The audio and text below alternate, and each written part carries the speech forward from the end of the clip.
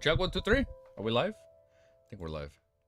It's a miracle. Yo, we're good. 1 minute late. No. Okay, now it's 1 minute. My bad. We're here though. We're here, and that's what counts. I've arrived. Yeah, we've arrived. All right, we're gonna start right away. Zero stalling because we're only gonna go for like 2 hours today. Yeah. So I think today was only 2 hours. I might not stream tomorrow. I have to get something checked out, and then Wednesday it's gonna be another 2 hour stream, or like an hour and 50 minutes because I have to do something after. We stalling? No, we're not stalling. We're just planning out the week. We're just planning out the week. And I'm sorry I didn't stick to my schedule. Didn't go live over the weekend. It was a little hard. So yeah, I think SSS is gonna be on indefinite hiatus, at least for a little bit, just until we get our bearings. Because this schedule, it's kind of hard. It's kind of hard keeping 24-hour marathon win. I don't know. I've been like spontaneous, kind of just wanna like stream all day. Well, I mean, I want to just spontaneously stream all day.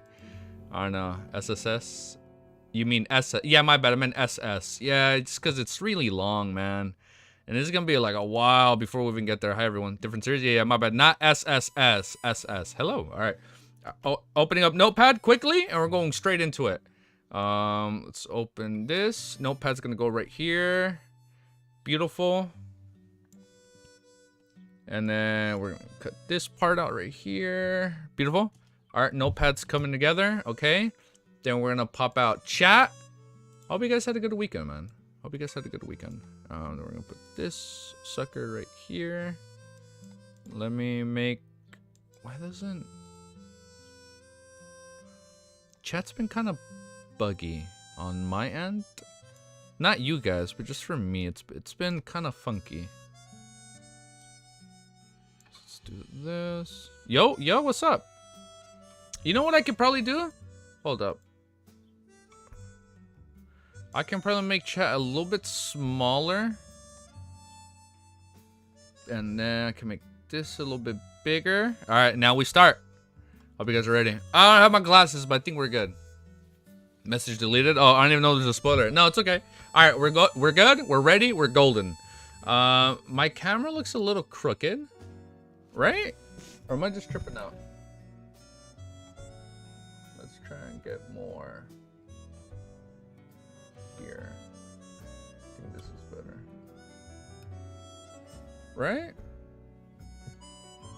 I think this is a little bit better. Yeah, this looks better. Yo, there was a festival in SR in Sri Lanka. What is that? Oh, isn't that where you're from? Yeah, that's where you're from, right? Oh, that's cool. You had a festival? Wait, one second. Let me take out my headphones. Wow, I need a shave, man. Ew, it's all ugly. All right, we're going to start in 1 minute. Hold on. Let me make sure I have the light closed over here because it looks weird whenever there's like light gushing in. That's kind of why I have this little blanket right here. Because I know whenever there's like backlight like that, it kind of messes up the camera.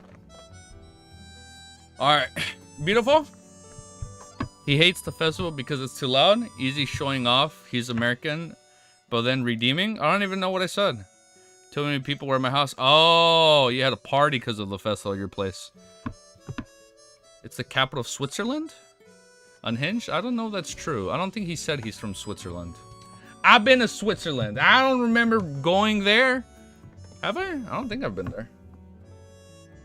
Let's do this. A little turn.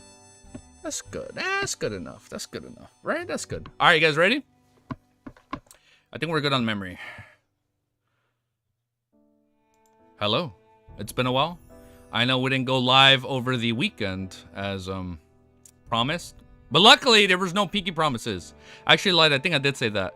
But for now, Lord of Mysteries, chapter 499, with our new best persona. And eventually, in this stream, we're going to be hitting the new major milestone, chapter 500. So thank you to all the new people that have been liking, commenting, subscribing, joining our little live streams here and there. And for now, Lord of Mysteries. All right, next chapter, Provoker. I will not say any lies this entire stream. Thank you. Oh, actually, hold up. That was his first lie. What I won't lie is that we won't stall. Wait, or was that a double negative? You know what I mean. So we're not stalling. We're not stalling. We're not stalling this stream. We are not stalling this stream. And as I say that, I'm gonna turn on my fan because I'm actually sweating already. We're 0 minutes, 47 seconds in. All right, let me just copy paste our little timestamp and we shall get reading. Beautiful. No stalling, he says. Does he stalling? Never have ever. We're literally updating the chapter and I'm turning on the fair. And I'm turning on the fair. I'm turning on the air. Beautiful. Look, now the air's on and we're updating. I saw what you said about me. Is like, I see everything. All right, put this bad boy on. Oh, now I got really cold. All right. My camera looks a little crooked, or is it just me? Damn, this shit is annoying me. Hold up. I think I'm making it more crooked. You know what? I'm just not gonna worry about it. We're just going to. I'm not even gonna worry about it. Oh shit! I'm making it more crooked, huh? All right, we're not gonna think about that. All right, find my place. Let me get my music. I want to keep playing Expedition 33 music, man. Sorry. It's fucking game, man. It's like this game speaks to me, man. I'm almost done with Act 2. I'm hunting down like some high ranked Nevrons or Axions, whatever they're called. It's pretty good, man. We're almost done. We're almost done with Act 2. I'll probably start streaming it again once we get to Act 3, or before we finish Act 2. If I can click on this freaking timestamp. Okay, 499. Okay. All right. Put the volume down on my end. I'll put it up on your end. Easy. We are not here to see you face. That's just an unfortunate price we have to pay. Thank you, Bullseye. It's okay. I'll just be out of frame. All right, let's go. Let's go. Chapter 499 is called Solicitation. I read that right? Wrong? No? Okay, hopefully we don't stutter right away or lose our place. The gold coin quietly flipped up, thumbled down, and firmly lay in the... Are we recording? Yes. And firmly lay in the palm of Klein's hands. Lowering his head to glance as if it was heads or tails, Klein spun his heel and smoothly turned into a quiet, dark alley. The wind... I thought we were... Oh, we're not on the boat yet. Yeah, I forgot. We were at the bar. Lowering his head to the glance as if it was heads or tails, Klein spun his head and smoothly turned into a quiet, dark alley. The wind by the seat was cold and strong, and it caused a convection in the air, propelling his coat up without him realizing it, and causing his half-top hat to almost fall off. Suddenly, Klein stopped, turned around, and said in a deep voice, "Come out." His eyes were sharp as he stared at the shadow around the corner. After 4 or 5 seconds of silence, a figure emerged from the shadows. He chuckled and said, "Very sharp." It was a man in a black coat, approximately 30 years of age, and his eyebrows were charred yellow with his dark blue eyes were bright. His face wasn't too chiseled, as though he was from this area south of Intis, Lemberg, and Cigar. As soon as he saw him, a picture flashed in Klein's mind. As he entered the Flying Fish and Wine, he had professionally looked around for anyone he needed to pay attention to. The answer at the time was no. The man that... I'm already out of it. The man had been drinking like a sailor and watching curiously from the side. He was no different from the other guests, and his appearance wasn't distinctive, but his black coat had left a certain impression on Klein, allowing him to recognize the person who told him in an instant. "What do you want?" Klein, who was maintaining his persona, bent down slightly like a huge feline ready to pounce. The man in the black cloak laughed once again. "The fighting technique and handling method that you displayed just now was very consistent with my taste. I chased after you to ask if you're interested in joining us, although that guy named Logan was indeed pretending to be an informant of Lidwell. White Shark Hamilton does have connections with many pirates. He's a character with a shady background, so definitely take your act of beating up one of his men at the bar to heart. There will definitely be problems for you in the future, and I can help you resolve this problem." That's what I've been saying, dude. You love LTM so much? I know, I'm loving it, dude. You're an adventurer. I'm loving Volume 3. I think Volume 3 is a strong start so far.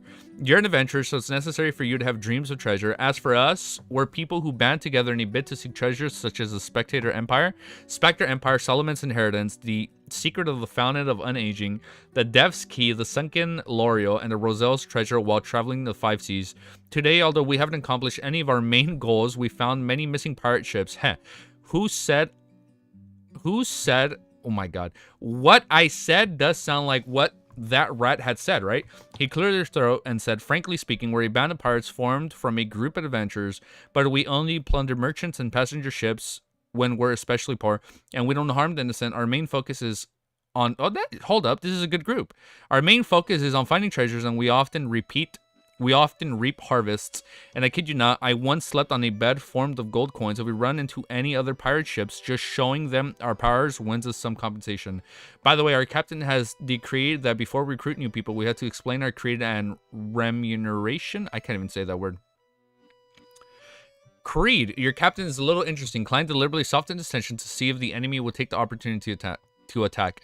The black cloaked man smiled in a relaxed manner. What I said previously was our creed, and now let me talk about our remuneration. I'm saying this word wrong. It's remunition.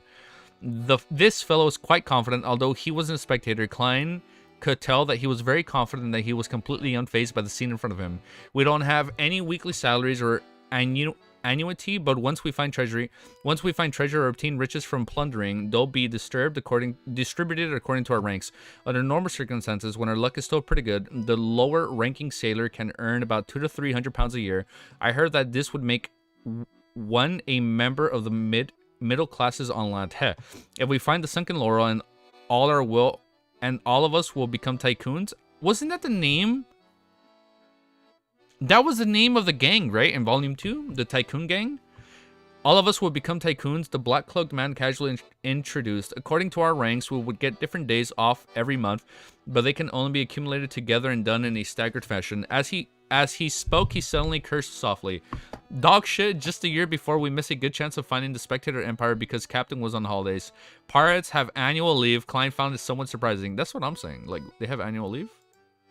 No such gang? Tycoon is a very rich man. No such gang existed. Hooray. Oh. Hold up. I'm still getting used to this new font size. That's why I'm kind of lost when I'm reading. Ah, shit.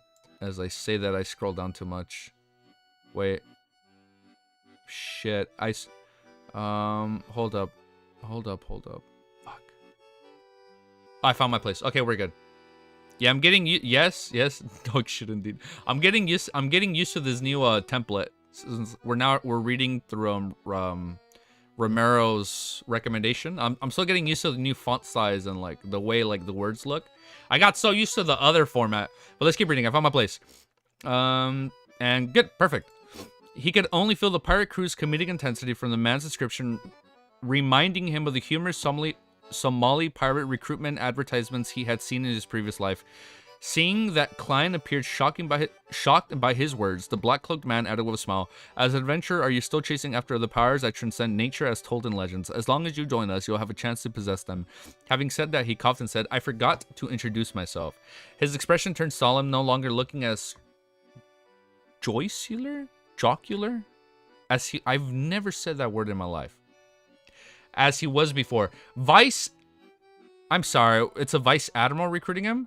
Vice Admiral Iceberg Edwina Edwards subordinate. Oh, fourth boatsman of the Golden Dream Blazing Danitz? After repeating his title, real name, and identity, Danitz waited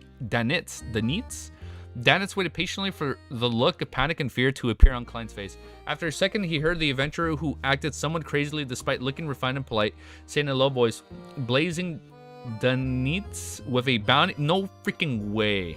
Danitz? With a bounty of 3,000 pounds. Don't tell me he's going to turn him in. With a bounty of 3,000 pounds. Danitz was about to reply when he had the illusion that the man standing in the dark alley had turned into an indescribable, hungry monster, salivating over his soul and flesh. He suddenly clenched his fist, his body no longer as relaxed as it was before. He was so tense that he was trembling slightly. His intuition told him that he was facing an abyss filled with madness and bloodlust. In this state, Danitz had... You can pronounce it Denitsu if you want. I don't know if that's real or... I don't know if you're trolling me, Unhinged. Danitz, he had no idea how much time had passed until the other party spoke again. "Why are you here?" "I'm on vacation." He's scared, dude. He's actually scared of Klein. I'm on vacation. Blazing Danitz's dignity made him scorn to answer this question, but his instinct made him spit out the reason. As soon as he finished speaking, he felt the man retract his gaze, the hunger to gnaw on his flesh and soul disappearing. He stood where he was and watched as the young adventurer in a black coat and a silk top hat turned around and walked to the other end of the alley. He stopped when he was about to turn the corner, and turning his head, he asked, "Where's the white shark?" He lives at 1C Wall Avenue, but he spends most of the time on the second floor of the Flying Fish and Wine. It's no different today. Blazing the Nits answered truthfully.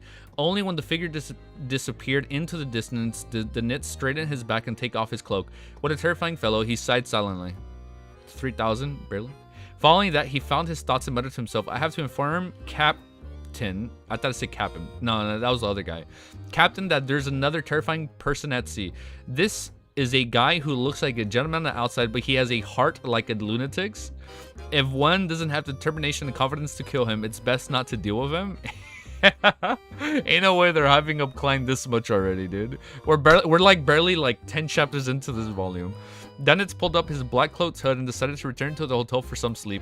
He planned to wait until the telegraph office opened the next morning before relaying the message to his middleman contact in Rorstead Archipelago. As for what happened to White Shark, he didn't care at all. In the corner of another quiet street, Klein stood in the shadows, looking down at the black glove on his left hand. He found that although creeping hunger had been sealed by Mr. Zick, its thirst for flesh and soul still instinctively existed and was trying to manifest itself. Under normal circumstances, I wonder if like the aura that like Klein gave off also came from creeping hunger. Klein natural aura farming? Yeah, I know. I'm seeing something recurring this volume already. He is going to be aura farming a lot. But I'm wondering if like that bloodlust also came from creeping hunger, right? Under normal circumstances, Klein wasn't worried about the sealed item would produce any problems.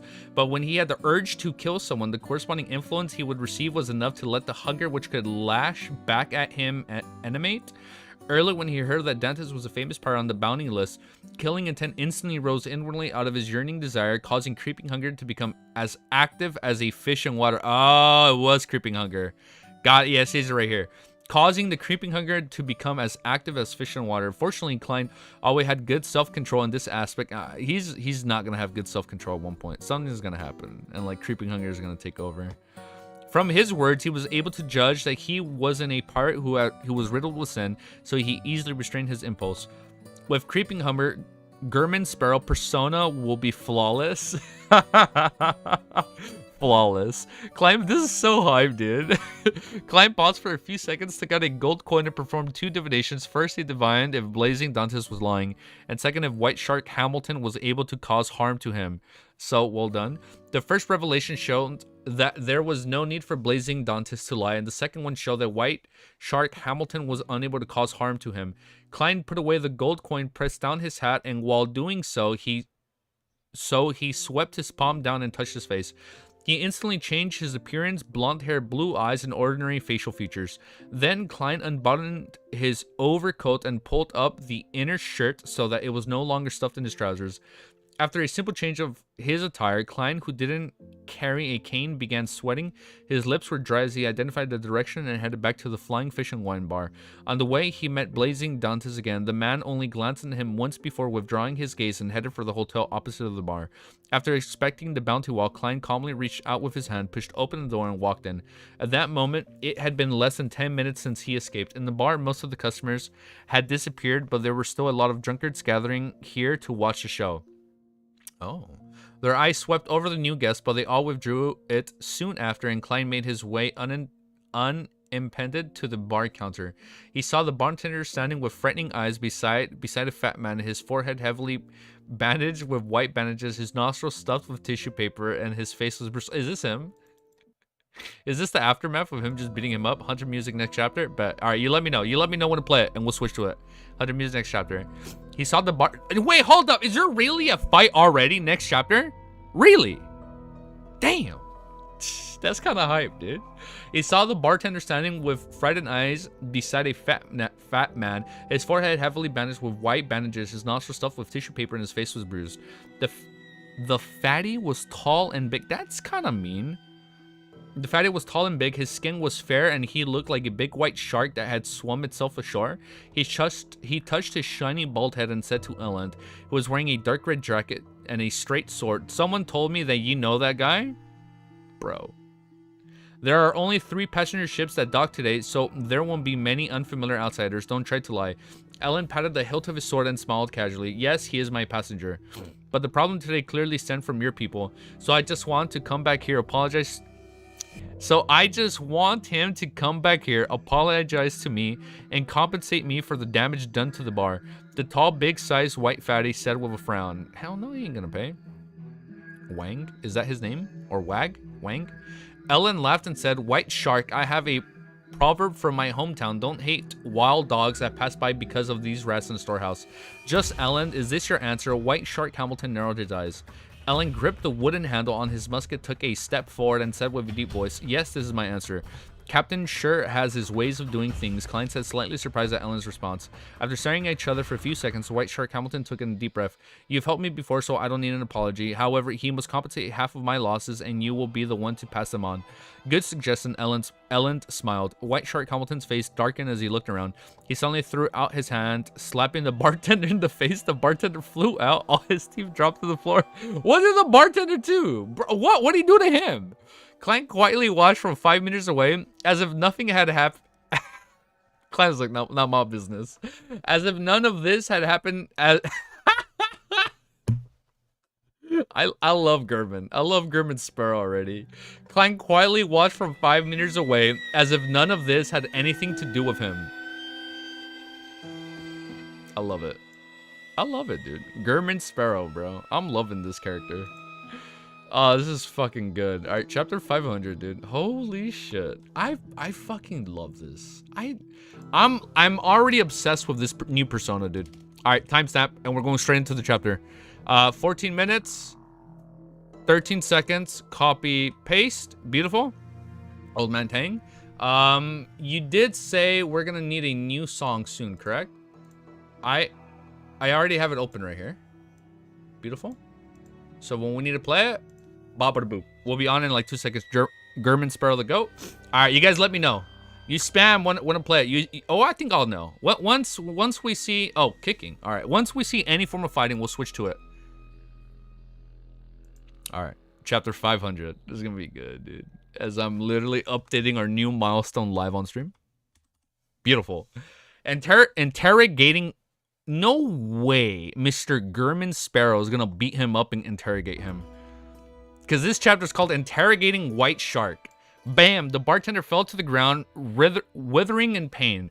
White Shark Hamilton snorted and didn't say anything. He turned around and walked towards the second floor, stepping on the creaking wood stairs. After the excitement was over, the drunkards dispersed one by one. Unaffected, Captain Ellen and the others returned upstairs to continue playing cards. Klein took the opportunity to follow. He returned to the flying fishing white, not to deal with the white shark who didn't pose any threat to him, but rather simply to get more information from the owner of the bar, who was connected to many pirate factions. After all, he had named his new identity German, which secretly implied hunting pirates.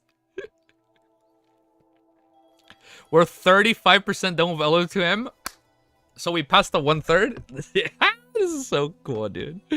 Oh, I lost my place. I'm sorry. He returned to flying fishing white, not to deal with a white shark who didn't pose any threat to him, but rather to simply get more information from the owner of the bar, who was connected to many pirate factions. After all, he had named his new identity German, which secretly implied hunting pirates. I like it. He's hunting. Implied hunting pirates whose hands were stained with blood. He planned on using their souls, flesh, and beyond characteristics to replace the souls in creeping hunger who were awaiting their release. It's gonna be such a good volume, bro. This is gonna be such a hype volume. There was no gas in Demir Harbor, and the corridor of the second floor was relatively dark. The brass candle stands that were inlet into each wall flickered and dimmed. Klein observed the surroundings as he wiped his face, silently transforming into one of the bouncers on the first floor. He used illusion creation to compensate from his mismatched attire. After finishing his preparations, he walked towards a room that his spiritual intuition identified and belonging to the White Shark Hamilton. He first passed the card room, but he didn't attract anyone's attention. He stopped in front of the bouncers, who were guarding the corridor, and said in a low voice, "There's something going on downstairs again." It's gonna be good. Faceless is pretty OP. There's still another 12 months of content. Bet it's gonna be fun, dude. Yeah, it took us about 6 months or so. Not easy. Got to finish all of them this year. We'll see. We'll see how far we can get. Don't forget, we lost like I started in November, but we technically lost like 2 months of reading progress because I was like pretty sick for a while, and then my whole trip thing. So we did lose like 2 months of reading time. So from November, technically it's been like 6 months of reading. Okay, so sorry, before I keep stalling, let's keep reading. He first passed the card room, but he didn't attract anyone's attention. As I'm reading this, let me reread this part. There's something going on downstairs again. Holy Lords of Storms, what's happening tonight? A bouncer side. I hope those... the bouncer's so over it. I hope those beautiful people don't get hurt. Another guard said wordly. He was referring to the people who got their business in the bar. Okay. Their fine climbed step past the bouncers and knocked on White Shark's door. Who is it? Hamilton wordly asked. Boss, it's me. Something happened downstairs. Downstairs again. Klein, remember the information? Dude, I'm loving Faceless. Faceless is basically an influencer with... That's such a funny analogy. Change the music now? Okay. All right. Music change. Hold up. Music change. Looping. Looping. Is this man gonna go in guns blazing? All right, hold up. This is getting kind of hype. I'm a little out of it today, but I'm so fucking hyped. Are you guys ready? All right. Wait, I lost my place. Oh my god. Oh my god. My voice literally cracked as I'm saying that. I'm getting a little too excited. All right. When he closed the door, let me find my place. Oh, I'm dumb. I scrolled down, so we're at the top. Who is it? Hamilton Worley asked. Boss, it's me. Something happened downstairs again. Klein remembered the information he gleaned while watching the commotion and deliberately hoarsed his voice. Damn it, Hamilton bellowed. Wait, I did read this. Hamilton bellowed, come in and explain to me what happened. Klein turned the doorknob and walked in. Hold up, the music's kind of loud on my end. Sorry, it's going to be kind of hard to hear, at least for a little bit. When he closed the door, he dispelled the illusion, and the muscles on his face rapidly squirmed, returning to his previous identity. A new customer with blonde hair, blue eyes, and ordinary facial features. You. I love Faceless. This is so cool, dude. What cosplay? You. Hamilton was stunned for a moment before he immediately opened his mouth wide in an attempt to shout loudly. At the same time, many illusionary fish scales surfaced on the back of his hand. Oh, it's Creeping Hunger. Here... I'm sorry, is he going to take him? Is he going to take Hamilton? Wait, what the fuck? Wait. At the same time, many illusionary fish scales surface on the back of his hand. His originally large and fat body... Oh, this is Hamilton. His fat body burgeoning. Suddenly, his heart began to beat faster and a strong instinctive fear... Oh my god, I can't read. Seized him by the throat. At this moment, he felt the stranger standing by the door was a demon that had been starved for many days, repeatedly examining his flesh and soul with ice-cold craving. I can't read. This is too hype. Hold on, we're loading. Repeatedly examining his flesh and soul with an ice-cold craving look in his eyes. All of a sudden, White Shark Hamilton was gripped by an extreme panic and he failed to effectively respond. Klein slowly walked to the sofa and sat down. He politely smiled. Now, can we talk calmly? The feeling of being stared at by a horrifying monster suddenly disappeared. Hamilton relaxed all of a sudden while his body shriveled up a lot like a punctured balloon. He didn't rashly cry for help. Is he going to cry for help? He didn't rashly cry for help as he asked with beads of sweat linning from his forehead. Who are you? What do you want? A hunter, Klein answered casually. I heard that you're connected to a number of pirate factions. I would like to know their respective situations. No, I'm not. White Shark Hamilton subconsciously denied. He immediately felt the extreme hunger again, and he felt as if a man's eyes were dyed with a dark red layer. Klein inwardly deliberated over his persona and said with a gently smile, you have two choices. One is to answer frankly. The second is to be killed by me and then answer honestly. Bro. Killing to channel my spirit. White Shark Hamilton had heard of similar rumors. He swallowed hard and asked, why do you want to know about any of this? Klein smiled and answered, I'm a hunter, so I'm chasing after bounties. No fucking way, dude. Klein smiled and answered, I'm a hunter, so I'm chasing after bounties. Hamilton, this is so cool, dude. I am loving Mr. German Sparrow, dude. Hamilton suddenly felt that the man's polite smile was tinged with an indescribable madness, and he couldn't help but blurt out, Are you mad? I've seen many similar adventures, but all of them have been buried at the bottom of the sea. It's not hard to kill a lone pirate, but you can defend against any further retaliation. The people in the bar or the seemingly ordinary customers might all be pirate informants. Your friendly accomplice could be bribed at any moment and you'll be shot in the back. That pirates will gather information in advance and surround your ship. Can you protect all the passengers? Can you survive a cannon bombardment? On the sea, dude, the sea is crazy, dude. On the sea where there's no room to run, how are you going to survive? After venting the horror in his heart in one breath, he saw the man who called himself a hunter reveal a gentle, kind smile. Just have them all killed and there won't be such a problem? Shut up, dude. A true madman. Truly a true madman. White Shark Hamilton immediately took a deep breath and said, I am in contact with many pirates, but it's a passive relationship. They need to sell the cash, jewelry, and goods that they plunder in exchange for alcohol, food, fresh weapons, and women's comfort. This had to happen through me, but I can only wait here for them. I don't know where their ships pass or where they're going. What else? Klein asked calmly. His reply just now was mainly to scare White Shark. After having revenge sought on him by the pirates, he wasn't worried at all. As a faceless, he might as well find a place to drown himself at the bottom of the sea if they could find him so easily. And White Shark Hamilton's throat moved without immediately giving an affirmative or negative description. He tightly closed his mouth and looked at the gentleman in the half-top hat. The gentleman's eyes were calm and reserved, and as though madness was brewing within him.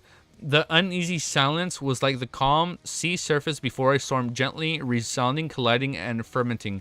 Finally, Hamilton shifted his gaze away from the place and his hand on the desk in frustration.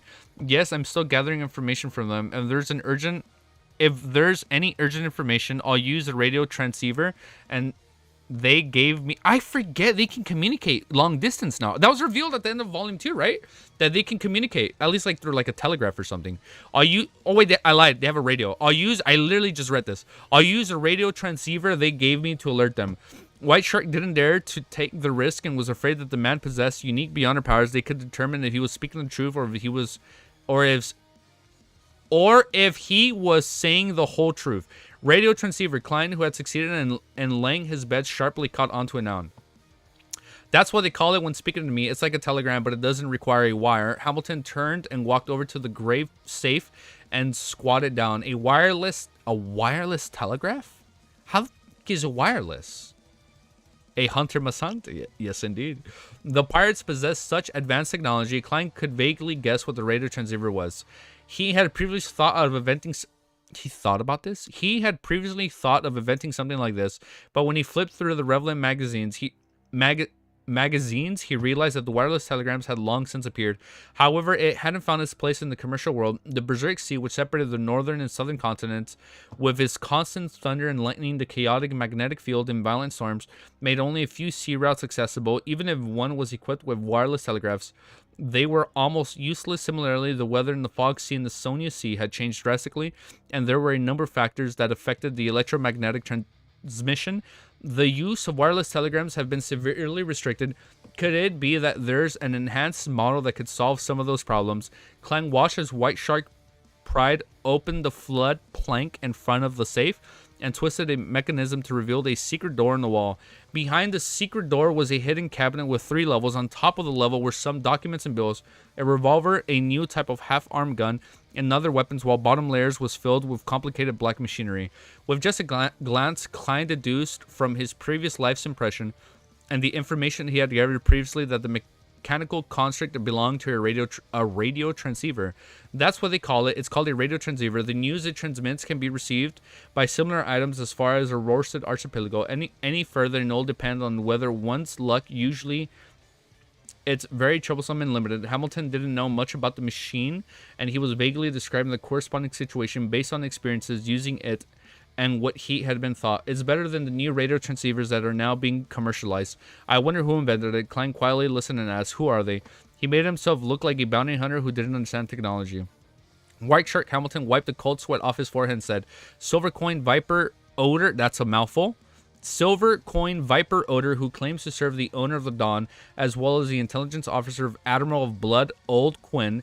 They appeared together, and I can't be certain if they're working together. Of course, Otter had always only made claims. The owner of Dawn, the Queen Mystic. Klein looked away, a gold coin appearing in his hand. He's gonna make some really strong enemies, dude. I can sense it. We're gonna be going up against some pretty strong admirals this volume, huh?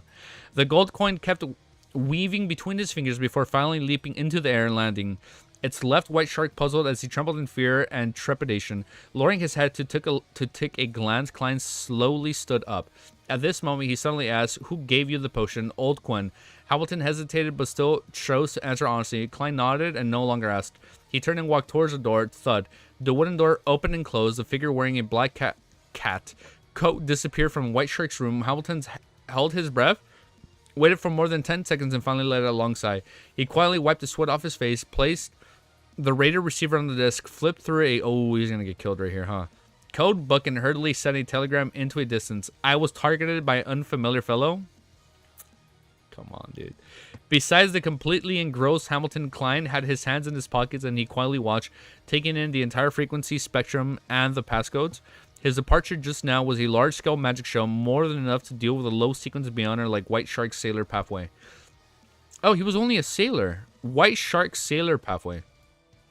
As for the question of whether or not he could be able to remember the details later, a seer didn't need to worry over it. A dream divination was enough to recall everything. Admiral, I wish I can just do that whenever. Just remind you, Klein is using the coin yeah, he's using the coin divination. He's beating Luffy's ass. Yeah, that's why he's doing this with the coin now. So he's hiding the fact that he's a seer. You're just reading words right now. I can tell. No. He's used... Wait, what do you mean? He's just interrogating him. He's just interrogating him, and he's using the coin divination to see if he's telling the truth or not. And he can't really use a seer divination, because then he's going to give off who he is, since he's German Sparrow. As for the question of whether or not he could be able to remember the details later, a seer didn't need to worry over it. A dream divination was enough to recall everything. No? What do you mean no? No? Klein just called the Church of Storms on his butt? No, he didn't. When did he? Wait, is it because he took his he took all the info? What? Oh, wait. Oh, what the fuck? He said I was targeted. Wait. What? No, Klein made an illusion. Don't listen to Unhinged.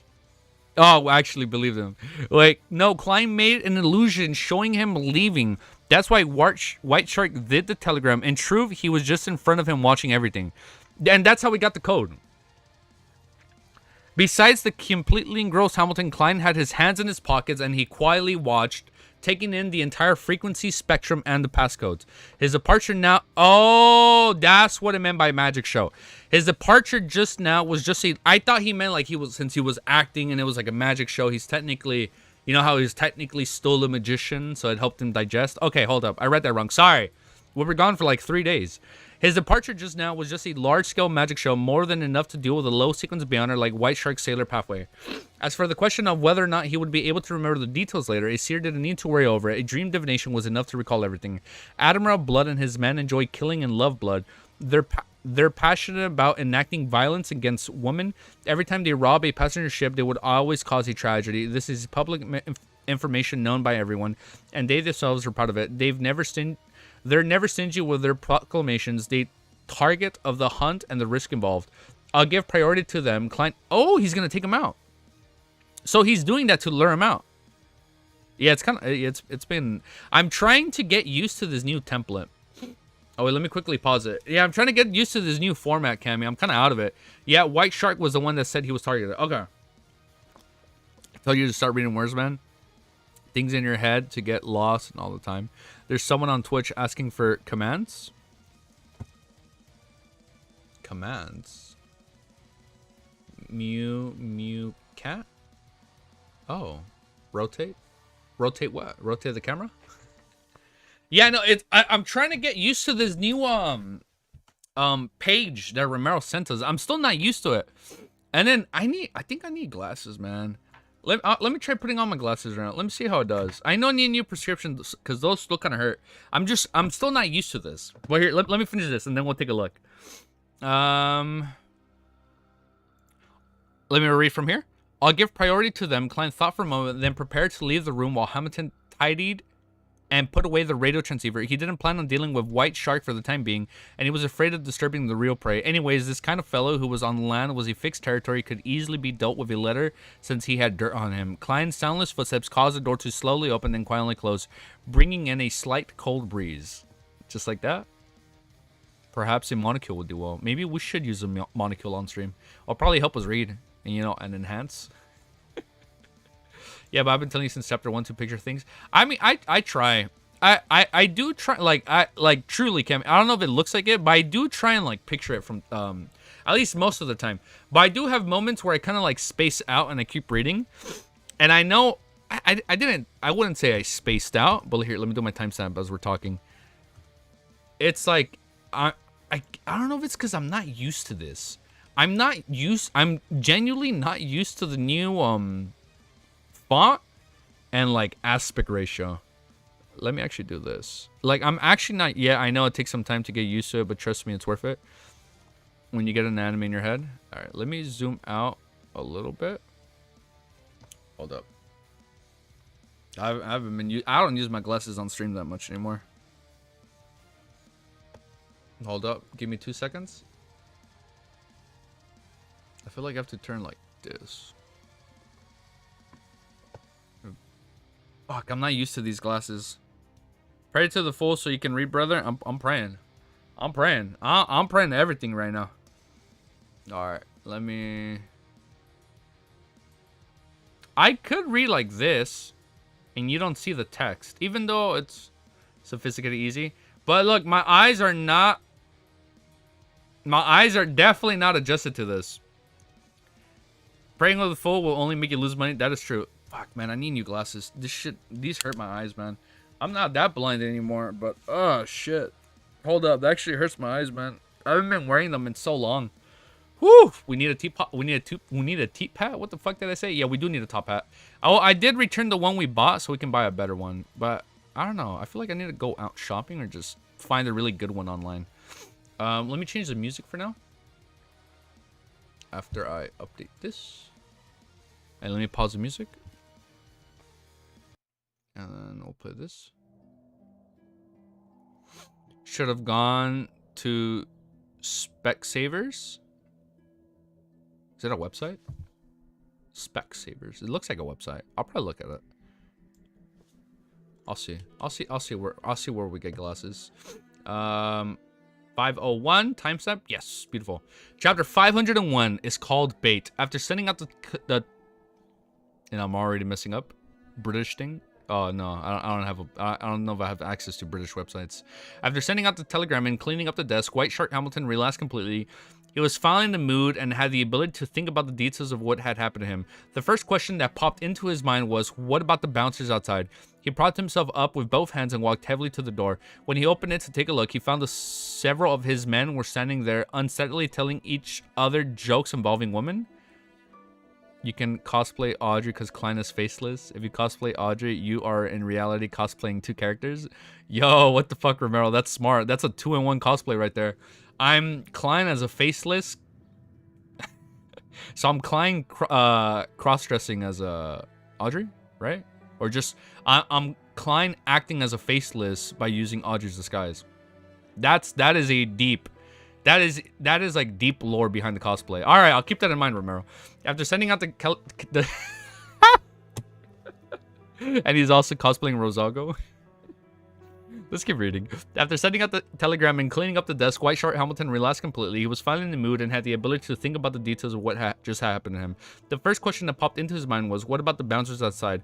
He propped himself up with both hands and walked heavily to the door. When he opened it to take a look, he found that several of his men were standing there, unsteadily telling each other jokes involving women. Hamilton's anger rushed to his head, but he soon calmed down.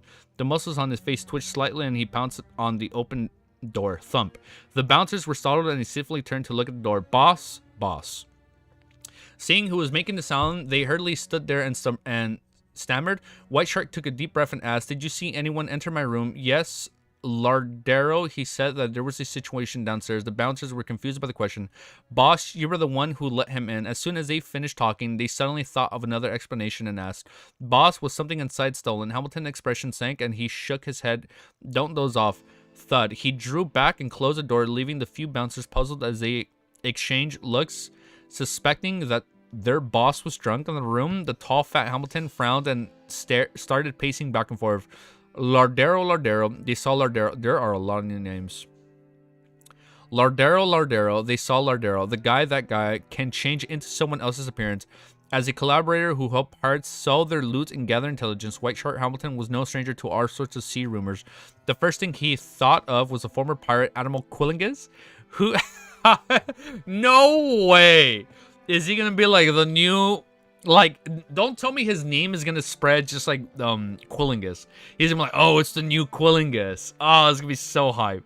The first thing he thought of was the former pirate Admiral Quillingus, who had said to be capable of turning into anyone. However, he quickly made some more connections. It might not be his mystical ability. If it really is close to the description of the rumors, illusions, cues, and mental manipulation can also do similar things. Huh? There's something amiss. The fellow appeared refined and gentle on the outside, but inwardly mad and has terrifying strength. With the character he showcased, he should have knocked unconscious or killed anyone who had seen him before strolling to the door and very politely knocked on the door. If it's to avoid creating a huge commotion so as to not leave behind too much information or exposing secrets related to a sequence, then he could have used a more covert method like climbing through the window. Very contradictory. There's only one explanation for his contribution. He was putting on an act. Was he disguising his personality or disguising it? No way they deduced this. Was he disguising his personality or disguising his strength, or both? When he thought of this, Hamilton suddenly stopped and put all the details together. That guy is a novice. His madness is a disguise. His strength is demonstrated by relying on some mystical item.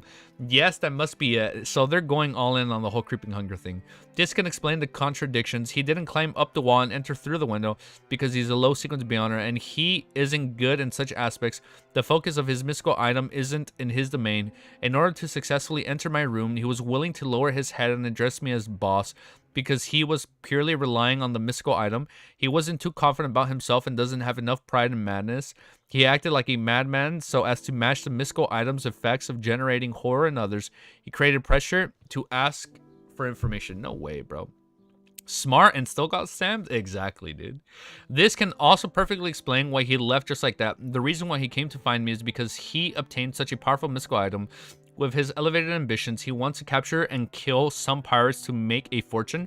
Once he knew that I'm serving Silver Coin Viper Odor and Admiral Blood's intelligence officers Old Quinn to the point of being involved with the Queen Mystic, he got scared and fearful. So he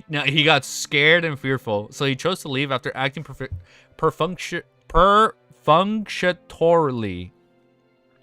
He didn't dare to kill anyone. The more Hamilton thought, the closer he felt to the truth. He hurriedly set up the radio transceiver again and flipped through the passcodes and added a telegram to concisely describe his theories. He didn't believe that he was able to be targeted by a hunter because everything that had happened was a result of the inflated ambition of a young man who simply had a fortuitous encounter. He's literally thinking all this. Literally, he came up with this entire scenario with just one confrontation. He also gave the corresponding characteristics of the target: blonde, blue eyes, not crazy, and even a little timid.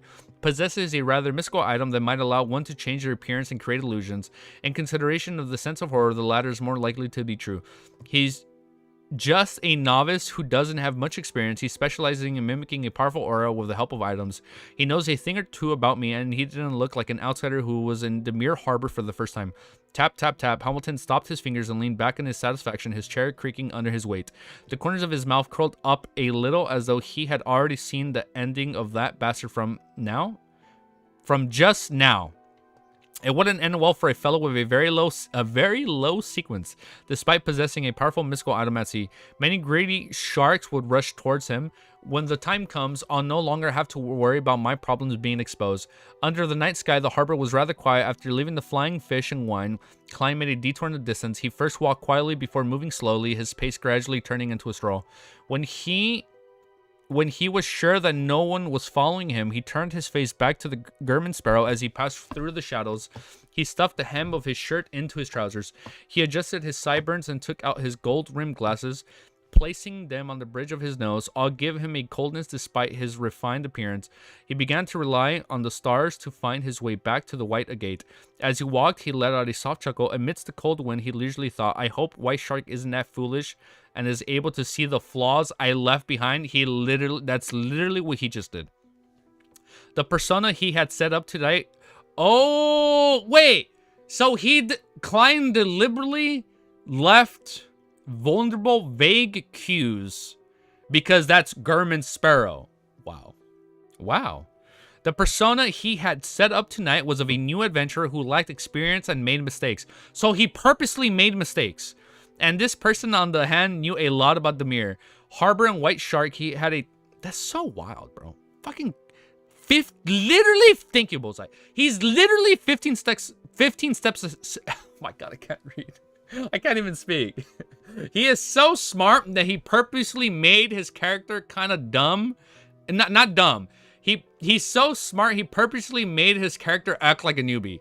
He's literally acting as a Smurf. Like, well, not a Smurf. Hold up, not like the blue Smurfs. Like he's genuinely using a Smurf account. That's literally what he's doing. He's literally still using a new Smurf account. Harbor and White Shark, he had a tempting mystical item on him which had messed with his mind, making him a little crazy deep down.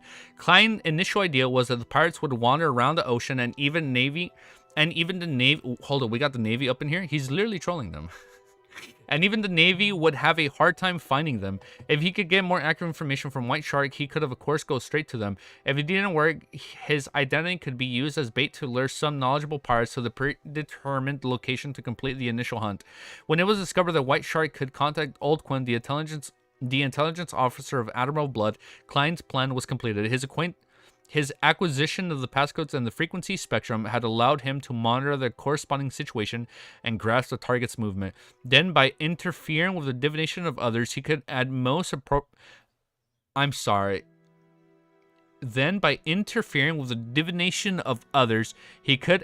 appropriate time use a combination of hiring a powerful mystical item and being a weak adventurer as bait to catch a number of big fish. So he's trying to switch out Creeping Hunger ASAP, bro. That's wild, bro. He's trying to quickly, like, switch out the souls in Creeping Hunger. Now, the problem I have is that I don't have the equipment to monitor their communications. It's basically impossible to buy at sea. I'll have to use the world's identity to get Miss Justice or Miss Magician to buy one in Backland. I'll receive the delivery via a sacrificial ritual. This is the advantage of the Terror Club. With that in mind, Klein sighed. Seeing the white gate inside, he quickened his pace a little and found that Donna's family and Cleves were returning from another street. Cleves greeted him by nodding his head, just like when they officially met. He said in a low voice, "I heard that there was trouble at Flying Fish and Wine." Very well informed and rather familiar with the Demir Harbor, Klein smiled and replied, I only taught two cheats a lesson." Cleves' brows twitched slightly, suddenly feeling that his impression of German Sparrow was a little wrong. After his previous observation and interaction, he felt that although the young adventurer was a bit sharp, a bit reserved, and a bit cold, he could still be considered someone who smiled, was polite, and knew when to advance or retreat. But now he was a bit uncertain. He felt that there might be a hidden flame of madness hidden in the recesses of his heart. At this moment, Donna's father interrupted. "Mr. Cleves, who is this?" "A colleague, German Sparrow." Cleves introduced in a very simple manner. With a polite smile, Klein extended his right paw. And look, he's being all sophisticated, dude. He's fishing with tempting baits. He is, dude. And he's pretty good. "It's my honor to meet you. In the future, if you need anyone, if you can't find Cleves and the others, you can consider me." "No problem. I hope you're as strong and professional as them." Donna's father shook his hand with Klein with apparent warmth and introduced him. Urdi Branch. I cannot read that word. Klein had just released his grip on the box when his spiritual... What's in the box? Have you guys seen that movie 7? Klein had just released... Such a good movie. I was literally rewatching it over the weekend. Yeah, and he's like, "What's in the box, man?" People make fun of that scene, but then other people praise that scene. I feel like it's 50-50. Like, the acting was very specific in that moment. He quickly activated his... I skipped the line! Klein had just released his grip on the box when his spiritual perception was triggered. He felt that there was something strange inside the gift box that branch servants were holding. He quickly activated his spirit vision and discovered that the gift box contained strips of curd meat. However, the surface of the curd meat had very rich colors and red, white, and black spots. They looked like they were things from the spirit world. This is a typo. They were things. They looked like they missed the word like. They looked like they were things from the spirit world.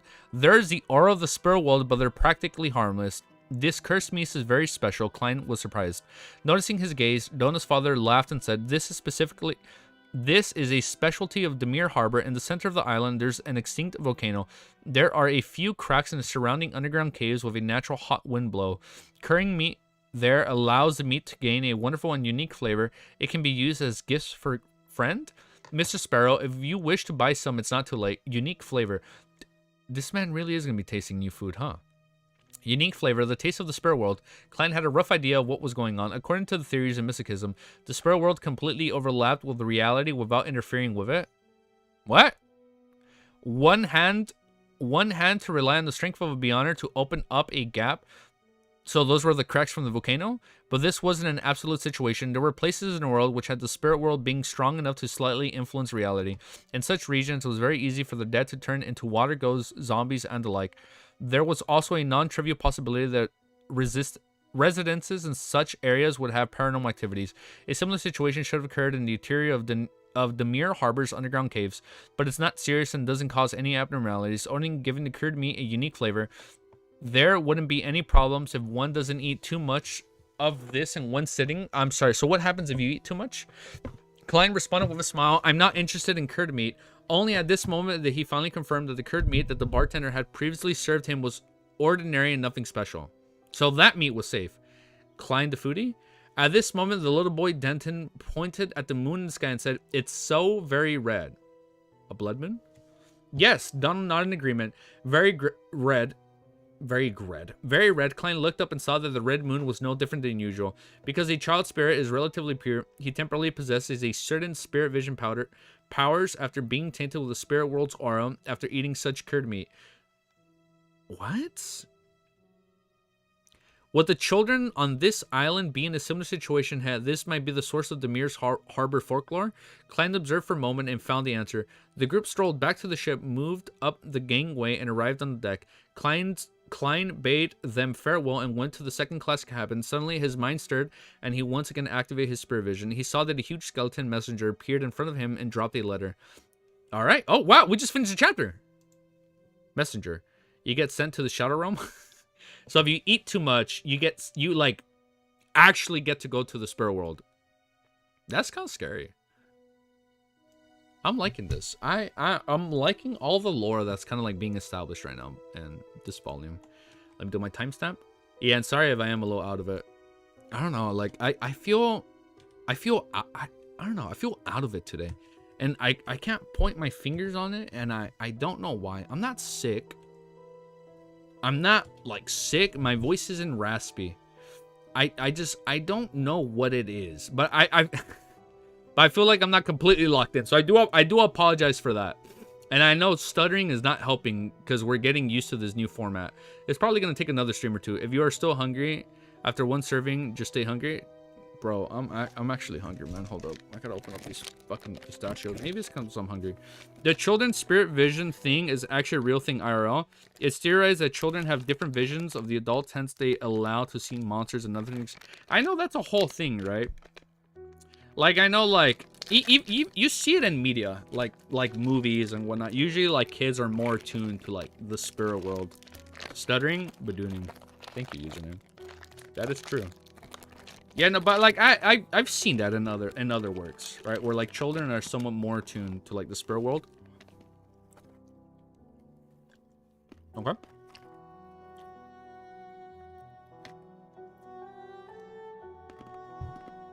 Just eating some pistachios. Keep the tradition of the badoon. Amen. I will.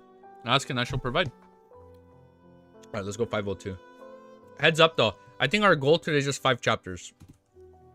Well, I mean, we'll see how far we can get. Like, before... I don't want to pass 2 hours.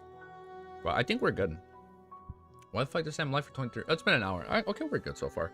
I think we can do a little bit more in the next hour. Well, I mean, okay, so we're going to finish streaming when we round out this hour. Like, whatever hour you guys are at, when this hour ends, I think we're going to round it out right there. So it's have like 50 minutes, but I think we're good. All right, next chapter. We're good. We're updated. Beautiful. Perfect. Chapter 502. What? Azik? When was he set up in this chapter? Wait, hold up. Chapter 502. I didn't even see it when I copied and pasted the chapter title. The scene in Azik's memory. I'm sorry. Are we going to get a memory through creeping hunger? And then is my theory like actually correct? Klein stretched out his hand and caught the slightly heavy letter. Oh, never mind. We literally talked about the messenger at the end of the last chapter. Duh. Klein stretched out his hand and caught the slightly heavy letter. The large skeleton messenger didn't stay and immediately disintegrated into the fountain of bones. One bone after another fell to the deck and disappeared as though it didn't want to stay a second longer. With the letter firmly in hand, Klein didn't lower his head to examine it. Instead, he instinctively turned around and looked at the wooden staircase leading to the first-class cabins. He saw Donna and Denton with their eyes wide and mouth agape, so they wanted to scream at the sights of the scene, but everything they saw was over before they could make a sound. As a result, they even wondered if they were hallucinating. The children who eat the special curd meat in Demir Harbor gain temporary spirit vision to a certain degree. Klein's brow switched slightly as he raised his left-hand index finger vertically and placed it against his mouth to silence the two young ones, just like he did while the Murloc hunt was happening. Let me skip this song. The already rather tall Donna immediately raised her hand and covered her mouth. She nodded in fear and excitement, indicating that she had understood. She understood. When she looked diagonally down, she saw that her brother was still in a daze. She quickly grabbed his arm and pushed his hand against his mouth. Cleves and Cecile sensed that something was wrong with them. They stopped and looked at Klein, but they discovered nothing. Facing their stares, Klein calmly nodded and continued walking to his room. A gold coin had appeared in his hand without anyone realizing. It was tossed up and then tumbled around as though it possessed life. Ding. The gold coin landed with a number facing up, indicating a negative result. This meant that the tiny episode wouldn't be determined to Klein. Seriously? He got the letter? Wow, that's kind of loud. Hold up. Wow, that's actually loud. I lost my place. Seriously, the current messenger isn't polite at all. It's not like the previous one who would tap my shoulder or nudge my body to give it an advance warning, or just convert my surroundings into a spiritual world to prevent ordinary people from seeing him. Klein lampooned as he... What date is it today? Oh, it's the 12th. Never mind. We're good. I lost my place. Or just convert my surroundings into a spiritual world to prevent ordinary people from seeing him. Klein lampooned as he took out his key and opened the door. He sat down on the edge of the low bed, lit a candle with only half its length remaining, and opened Mr. Zick's response letter. As he pulled out the items inside, the first one that had caught his eye was the Black Emperor card. Looking at the face, which pissed him off, Klein let out a... Well, because it said Roselle? We're getting lore? Alright, let's find out. Looking at the face, which pissed him off, Klein let out a breath of relief and eased his worries. He wasn't afraid that Mr. Zick wouldn't return into him, as if he had the minimum level of trust. After all, the potion forms and corresponding rituals could be copied, and only the convergence properties of high-level materials couldn't be imitated. So you can mimic everything except the... And only the convergence properties of high-level materials couldn't be imitated. Okay. And since this was clearly not a Zix pathway, nor was it one of the switchable pathways available to him, so a powerhouse like him had no need for it. Oh. Oh, it's an Ultra Kill reference? I've played very little Ultra Kill, so I actually didn't catch that. Thank you for pointing that out, Ebby. I never would have caught that. Klein was worried that the messenger would be robbed, losing the card of blasphemy, which would help him tremendously while in his spirit body state. This wasn't impossible. The number of strange creatures in the spirit world was hard to count, so it isn't hard to end up having a few who were good at locating messengers and robbing them. The Black Emperor card was returning along with a copper whistle from the numinous Episcopate. After temporarily putting away these two items, Klein unfolded the important letter and ready as Zix's reply. That card that depicts the Black Emperor reminds me of certain scenes. The tall as a mountain Blood Emperor who wore a red cape with his eyes being abnormally crazy, containing almost zero reasoning. He was on the brink of losing control. There was there was a true Black Emperor who had just revived. He sat on a gigantic throne overlooking the land. Wait, okay, hold up. Let me reread this. This is really hype. That card that depicts the Black Emperor reminds me of a certain scene. The tall as a mountain Blood Emperor who wore a red cape with his eyes being abnormally crazy, containing almost zero reasoning. He was on the brink of losing control. There was the true Black Emperor who had revived. He sat on a gigantic throne overlooking the land. When I looked up at them, I lost consciousness when the Blood Emperor looked at me. Hype? Dude, this is good. I should have in some form participated in the War of the Four Emperors, but the exact details still require me to recall them. Perhaps it was because of an injury from back then that caused me to lose my memories again and again, and I repeatedly died and reawakened. So these are Zix memories, correct? Wow, that's kind of loud. Let me lower it a bit more. The legend of Death's treasures trove and the Berserk Sea doesn't ring any bells. Perhaps I'll be able to sense something and naturally be attracted to it when I travel to the southern continent by boat and pass through the sea. Bro, this is sick, dude. I'm telling you, I really feel like he was like him. He just Azik was part of the War of the Four. Dude, it's like, wait, the Four Wars was, that was more than 1,400 years ago. Oh my God, what the fuck? How old is he? So he's older than 1,400 years old. I'm sorry. Wait. That's new lore. It was presumed that he started. Wait, no. This, it has been established. So no, wait, hold up. This hasn't been established. Wait, no, yes, it was. War of the Four Emperors took place, and the two remaining people was Death, and then Death teamed up with the Demoness, and they brought about like the Pale Era, and then after the Pale Era was the Fifth Epoch. I'm sorry, what the fuck? When was Death killed? Fuck, I'm still updating my notes. Hold up, wait. Not the Four Wars. War of the Four Emperors. Got it. That was after the war, bro? Yeah? Okay, hold up. My timeline is kind of slipping up a little bit. Okay, we're good. The Legend of Death's treasure troves in the Berserk Sea doesn't ring any bells. Perhaps I'll be able to sense something and be naturally attracted to it when I travel to the southern continent by boat and pass through the sea. The experiences of the owner of the Copper Whistle resemble that of an undying ritual, but there are also clear differences. I can sense evil auras and the premonition of dangers. I believe that the owner of the Copper Whistle is in a strange and terrifying strait. Death died at the end of the Fourth Epoch, which is the Pale Era. I remember that. I remember they brought about the Pale Era, and that was the Fourth Epoch. That was Death. And then Death was at the tail end of the Fourth Epoch. And we know that Zik is presumed to have started at the beginning of the Fifth Epoch. Old Man Eggers, where is his jade, beautiful granddaughter to become part of the Klein harem? What? No, Klein is not going to have a harem. Hold up. Wait, hold up. We got to chill. This man is stealing off his heart. He's going home. The only love and affection he has is to his siblings. But in like a sibling way, because he loves and cares for them. That's it. That's all the love we're going to get. Because I do not want to get attached to a character that he falls in love with and then that character dies. And so that is not going to happen. So there's no need for a harem to be built up in the first place. So let's keep reading. It's a brain rot meme. Oh, okay, good. Let's keep it a meme because I don't want to get attached to more people. The experiences of the owner of the Copper... I just read this. It's best that you don't blow the Copper Whistle and summon the messenger. This will bring extreme danger. We can make further attempts when I fully recover my memories and figure out what the experience really means. The feather left behind by the Copper Whistle owner that you mentioned can be used in the domain of the undead. It's a unique material that's rich in spirituality. When I recall more, I organize the knowledge of some rituals and charms you can use with it for you. Speaking of this matter, I recall that you'd asked me about the method of ridding the oh, I'm sorry. Is it gonna reveal it? I recall we have a very specific sequence 5 mystical item that we can use. I recall that you'd asked me about the method for ridding the mental corruption of the Beyonder characteristic. This will likely I will likely need more time. At the very least, I'm still a blank slate in this aspect. Also, I vaguely remember that in the southern continent there's a strange creature called Feathermen. It's best to seal that card, otherwise it might attract powerful enemies and many disasters. I can give you some techniques. This isn't too difficult. First, an improved wall of spirituality.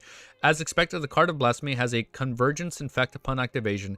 It's a good thing that I've left it above the gray fog in the past. According to Mr. Zik's description, he shouldn't be an amnesiac deaf, otherwise he wouldn't have looked up the Blood Emperor and the Black Emperor. It's likely that he's a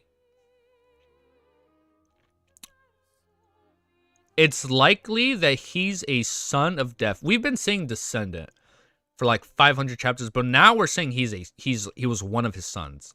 It's likely that he's a son of death, participating in the War of the Four Emperors by accompanying that deity. Unfortunately, he suffered from severe injuries. That is so... I fucking love Zik, dude. That is so cool, dude. He is such a hype-ass character. As he thought, Klein produced a flame and burned the letter. Then he tried the sealing technique and practiced what Zik had taught him in the letter. After doing all this, he held a ritual and brought the Black Emperor card and Numinous... Oh, my nose is stuffy. And the Numinous Episcopate Copper Whistle into the mysterious space above the great fog, eliminating all possibilities of any accidents.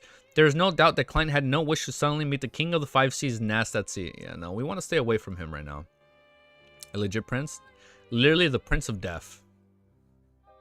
Early in the morning, the sun rose above the horizon and died in golden. Clank went to the not so well stocked second class buffet cafeteria and ate 2 slices of toast with bacon and butter and drank a cup of lemon tea. By the way, thank you guys for like just hanging out with me right now as we're reading. After filling his stomach, he went to the deck to breathe in the fresh air and enjoy the beautiful early morning scenery. Then he saw a drunk Captain Ellen returning, his straight sword swaying. Thinking back to last night's incident, Klein came over and said without a smile, "Good morning. White Shark didn't cause you any trouble, right? He should be able to determine that I'm a passenger of the Whitegate." Dressed in a dark red coat, Ellen took off his ship-shaped hat and laughed. "This is his own problem. Actually, he wanted you to pay half the repair fees for the bar counter, but it isn't much. It's just a few solely. I happened to win £6 last night and gave him some extra tips, and that's what was the end of it." Oh, look at him helping out. Azik. What is that? A Nepo? I don't even know what that is. Troubalum? What does that mean? "Captain, are you afraid that a crazy adventurer like me will blow the whole thing up just for the sake of face? So you ended up choosing to bear the compensation." Clang was silent for a few seconds. "I understand." Then he turned and walked back to the boat, leaving 2 soft words, "Thank you." When Klein returned to his original position, he felt the sea breeze blowing against his face. He slowly let out a breath, feeling that it was too goddamn hard to force his persona. He slowly let out a breath. So this is hard. It's hard for him to act as Mr. Gurman. Feeling that it was too goddamn hard to force a persona. After enjoying the win for a while, he was about to return. Oh, hold up. He didn't say he was going to stop. He's just saying it's hard. After enjoying the win for a while, he was about to return to the cabin when 2 figures suddenly appeared beside him. They were Donna and Denton. Cecile, who was in charge of protecting them, was a few paces away. Donna has obviously not slept well last night. Her eyes were puffy and her face was gloomy, but she was in high spirits. She was obviously imitating Klein's taking in of the scenery, but her eyes were darting around nimbly. Just as Denton was in a similar state as her, wanting to speak, she spoke first. "Uncle, who was that last night?" Oh. I didn't know that, D. Thank you for the info. As she spoke, she looked ahead without turning her head, but her body was trembling slightly, as though she was recalling the scene she had seen. "It was a messenger. You can think of him as a postman." Oh, what the fuck? She saw him. Wait. She saw the skeleton. She saw the messenger. As she spoke, she looked ahead without turning her head, but her body was trembling slightly as though she was recalling the scene she had seen. "It was a messenger. You can think of him as a postman." Klein also didn't look at the two kids as though he was talking about what he had for breakfast. "Messenger." Denton almost lost control of the volume of his voice. "The world is so huge, so there's bound to be some strange creatures in the world. Trust me, although this creature looks very ferocious and terrifying, it's actually very gentle and professional. It just sends me a letter on behalf of a friend who's far away." Klein explained slightly, trying to describe the 4-meter-tall messenger as pitiful, weak, and helpless. I literally just caught that. When did the kids see that? I don't remember them seeing him. Bro, you're trolling? No freaking shot. I just caught that. On the full, I am not trolling. I literally just caught that. I don't remember that reveal when we first started this. Well, like when we first... Bro is actually black. Bro, look.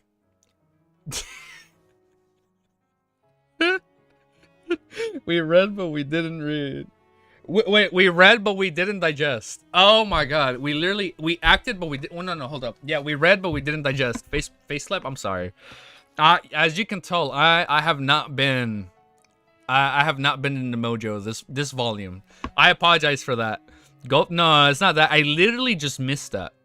We read, but we didn't digest. There were like 4 walls of text describing how they were scared shitless and Klein telling them to shut up. You did join up at a perfect time. LMBR. Oh man, I apologize, man. I'm telling you, I lost my mojo this volume. I don't know what's going on, man. I don't know what's been going on since we started this volume. I've been low-key out of it, man. We will get our bearings back. We will get our bearings back. I apologize. Messenger. I read this. After a night of panic and because she hadn't been harmed in any way, I find that funny though. He basically told him to shut up. Fucking Paul. That's a funny ass explanation. He basically just told her shut up. All right, let me find my place. After a night of panic, and because she hadn't been harmed in any way, Donna was much calmer. Her eyes lit up and said, well, that's amazing. It's like listening to a story. Very cool. Denton also expressed his opinion. Then he puzzledly asked, but why didn't anyone else see it? No one had any response. Ah. Your head is filled with Expedition 33? You know what, Zach? I think you're right. Hold on, let me pause the video so we don't drag out the video. But yeah, you're right. The sock in the back of my chair. Is that you unhinged? It was you. Wait, you know what? I really am thinking about Expedition 33. Remember the kids get their spirituality hidden after... Yeah, so the reason... Yeah, I was going to say that. So the reason they saw it because they have hidden spirituality. Because I was like, how the fuck did they see it if regular people can see it? But since they've been eating that cured meat that's tied to the spirit world or whatever, or it has spirit world properties, that's why they saw. Yeah. Thank you, Merlin. Thank you, Zep. But you know what? Let me eat a pistachio as I say that. I think it is because I've been thinking about Expedition. Ghost meat? It's been so long since I've played a video game, and I've been that hooked. Like, I can't stop thinking about the game. And I think I'm thinking about it as I'm reading. I think that's why I'm kind of out of it. Like, I'm hearing the music, and I want to stop streaming, and I want to finish Act 2, but I know I shouldn't. I know I shouldn't. Damn. Okay. Alright. I have to try and set up an appointment for tomorrow, and if I do set up an appointment for tomorrow, I probably won't stream, but when I come back late, I'm probably just going to play a little bit of Expedition. Dude, music is not helping that? No, it's going to help. It's going to help. After like a week, it'll help. Once we're done with the game, it's going to help. Once we're done with the game, it is going to help. But we're good now. Don't think about it. Don't think about it. It's such a good act. Act 2 is so fucking goated. Alright, but we're good. We're back. We found my place. That's because your hearts are pure, Klein smiled. This was a white lie. After all, he couldn't just say that it was a problem with the special cured meat. That would only make the curious little fellows fail to resist making attempts. This way, ignoring the fact that ingesting large amounts of it would cause one to fall ill, just randomly having spirit vision activated was a very dangerous matter. Even though Klein could now sustain the consumption of his spirit vision for a long period of time, he ultimately didn't dare to keep it open. Sometimes seeing things he shouldn't have seen could lead to madness or death. That is true. Can we have a messenger of our own? Donna asked curiously and excited. That will depend on your luck. Klein answered simply and calmly. He couldn't help but lampoon inwardly. I don't even have a messenger of my own. Like, I'm literally just borrowing this one. In order to obtain a messenger, he had to design an accurate summoning ritual and prepare the corresponding spirit world creature contract. I'm sorry, are we setting up our own messenger this volume? This was a specialized field of knowledge, and randomly doing so could easily summon something bad, so Klein didn't dare to recklessly try it. Yeah, Donna looked forward. You know what, dude? His messenger is gonna be like the octopus tentacle things. That has to be it, bro. That has to be it. Then she said in a tiny voice, Uncle, we'll keep this a secret for you. Beside her, Denton nodded solemnly. At this moment, a new passenger that intended to board a new passenger. At this moment, a new passenger that intended to board the Demir Harbor carried his suitcase as well onto the deck. After sending the telegram, Blazing the Nits considered that Captain might instruct him on certain matters, so he decided to cut the holiday short and await orders at the capital of Rorstad Archipelago. Through his own channels, he had obtained a ticket, put on a wig. He has a wig. Like tentacles. That's gonna be his messenger. Like an octopus, right? Or like some crazy ass like Loch Ness monster, like Cthulhu looking thing. Why, hello there, Mr. Moneybag. Literally, it's either filled with money. Well, we'll see what's in the suitcase. After sending the telegram, I find this funny. He's wearing a wig. He put on a wig, blackened his eyebrows, and easily boarded the White Agape, waiting for the liner to blow its whistle. Sigh, as Emperor Rizal said, capable people always had to do a little bit more work. As the Nits walked towards the cabin, he looked around leisurely. Suddenly, he saw a familiar figure. It was a young adventurer in a black coat, gentle in appearance and mad of nature. He was standing on the bow of the ship, beaming at him like a gentleman. The muscles in the Nit's face began to stiffen. Oh, he's scared, dude. Oh, he is scared of Klein. Oh, it's gonna be good. This is gonna be fucking good. Alright, let's go fucking next chapter. This would have technically been the last chapter, but I think we can still keep reading. We can still keep going. We can read more than 5 chapters. 1 hour, 3 minutes, 54 seconds. Copy. Paste. Look how far Klein came. It is good, dude. I'll be honest, I'm kind of scared that this chapter is called Hostage. We can only deduce, infer so much as to what might happen. From him running to people running from him. You know what? Yeah. Yeah, I think you're right, Romero. From him running away from people to now having him run. I get you. Klein has come a long way. We went from him running away from people to having people run away from him. And this chapter is called Hostage, so I don't know what's going to happen right here. But chapter 403, whoa, we regressed. Chapter 503 is called Hostage. Discovering a pirate who was, oh, so we are killing him this chapter. Yeah, we're gonna stream for like 2 hours. Yeah, discovering a pirate who was worth 3,000 pounds aboard the ship in disguise, Klein immediately felt worried. He smiled to Denton and Donna, who were beside him, and said, "I've got a friend." He calmly walked towards the Vice Admiral Iceberg's fourth boatswain, locking his eyes on the other party. The smile on blazing Dunton's froze from when he saw the young adventurer with crazy blood flowing through his veins slowly approach. He suddenly had a thought. Run as fast as you can. Do not harm him. I thought we're gonna wait, hold up, we don't technically need to kill. He's only a sailor, so it's like we don't need hold up, we can get rid of the faceless ability and just have like a weak sequence 9 sailor ability. So we'll see that, or he Klein is gonna make his own pirate crew, and Dunitz is gonna be the first crew member, bro. Oh shit, he's gonna be the first crew member of Klein's new pirate crew. What's his team gonna be? Yeah, he was sailor cooking, bro. Wait, hold up, we're gonna be called not the Nighthawks, that's too on board. Not Blackthorn Security Company. It's gonna be something in reference to like volume 1. He is unknown as of now. Wait, so who was the one that was sailor? Oh, all I know, man, we're sailing the high seas with a pirate crew, man. This is gonna be sick. As I'm trying to find my place. Discovering a pirate who was worth 3,000 pounds aboard the ship in disguise, Klein immediately felt worried. And sorry, I thought White Shark's real name was him. Sorry, sailor was White Shark, the owner of the bar. My bad. For a second I thought he boarded the ship. I thought the Nits. No, different name. My bad. Different people. I mixed that up. All right, are you guys ready? He smiled to Denton and let me reread this again. Discovering a pirate who was worth 3,000 pounds aboard the ship in disguise, Klein immediately felt worried. He smiled to Denton and Donna, who were beside him, and said, "I've got a friend." He calmly walks towards the Vice Admiral Iceberg's fourth boatswain, locking his eyes on the other party. The smile in the blazing Dantes froze when he saw the young adventurer with crazy blood flowing through his veins slowly approach. He suddenly had a thought. Run as fast as you can. Do your best to escape. Even if I have to use my beyond powers and expose my identity, I have to fully immediately. In his eyes, a reserved and stern adventurer was a genuine monster draped in human skin. Just as Denit was about to make his move, he suddenly calmed down because he remembered what happened last night. An adventurer hadn't attacked him and had allowed him to leave. That is to say, he doesn't necessarily have the hostile intention of hunting me down. He can be reasoned with to resolve his crisis. Directly running away would only lead to conflict. Thoughts ran through blazing Dennett's mind. Relying on his rich experience, he forcefully controlled his legs and appeared to wait in place. Klein walked over one step at a time as well. Good morning, we meet.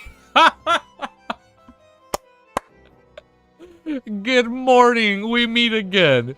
The gentle and courteous smile of his made the Nits shudder for some inexplicable reason. He pursed his lips and said, Good morning."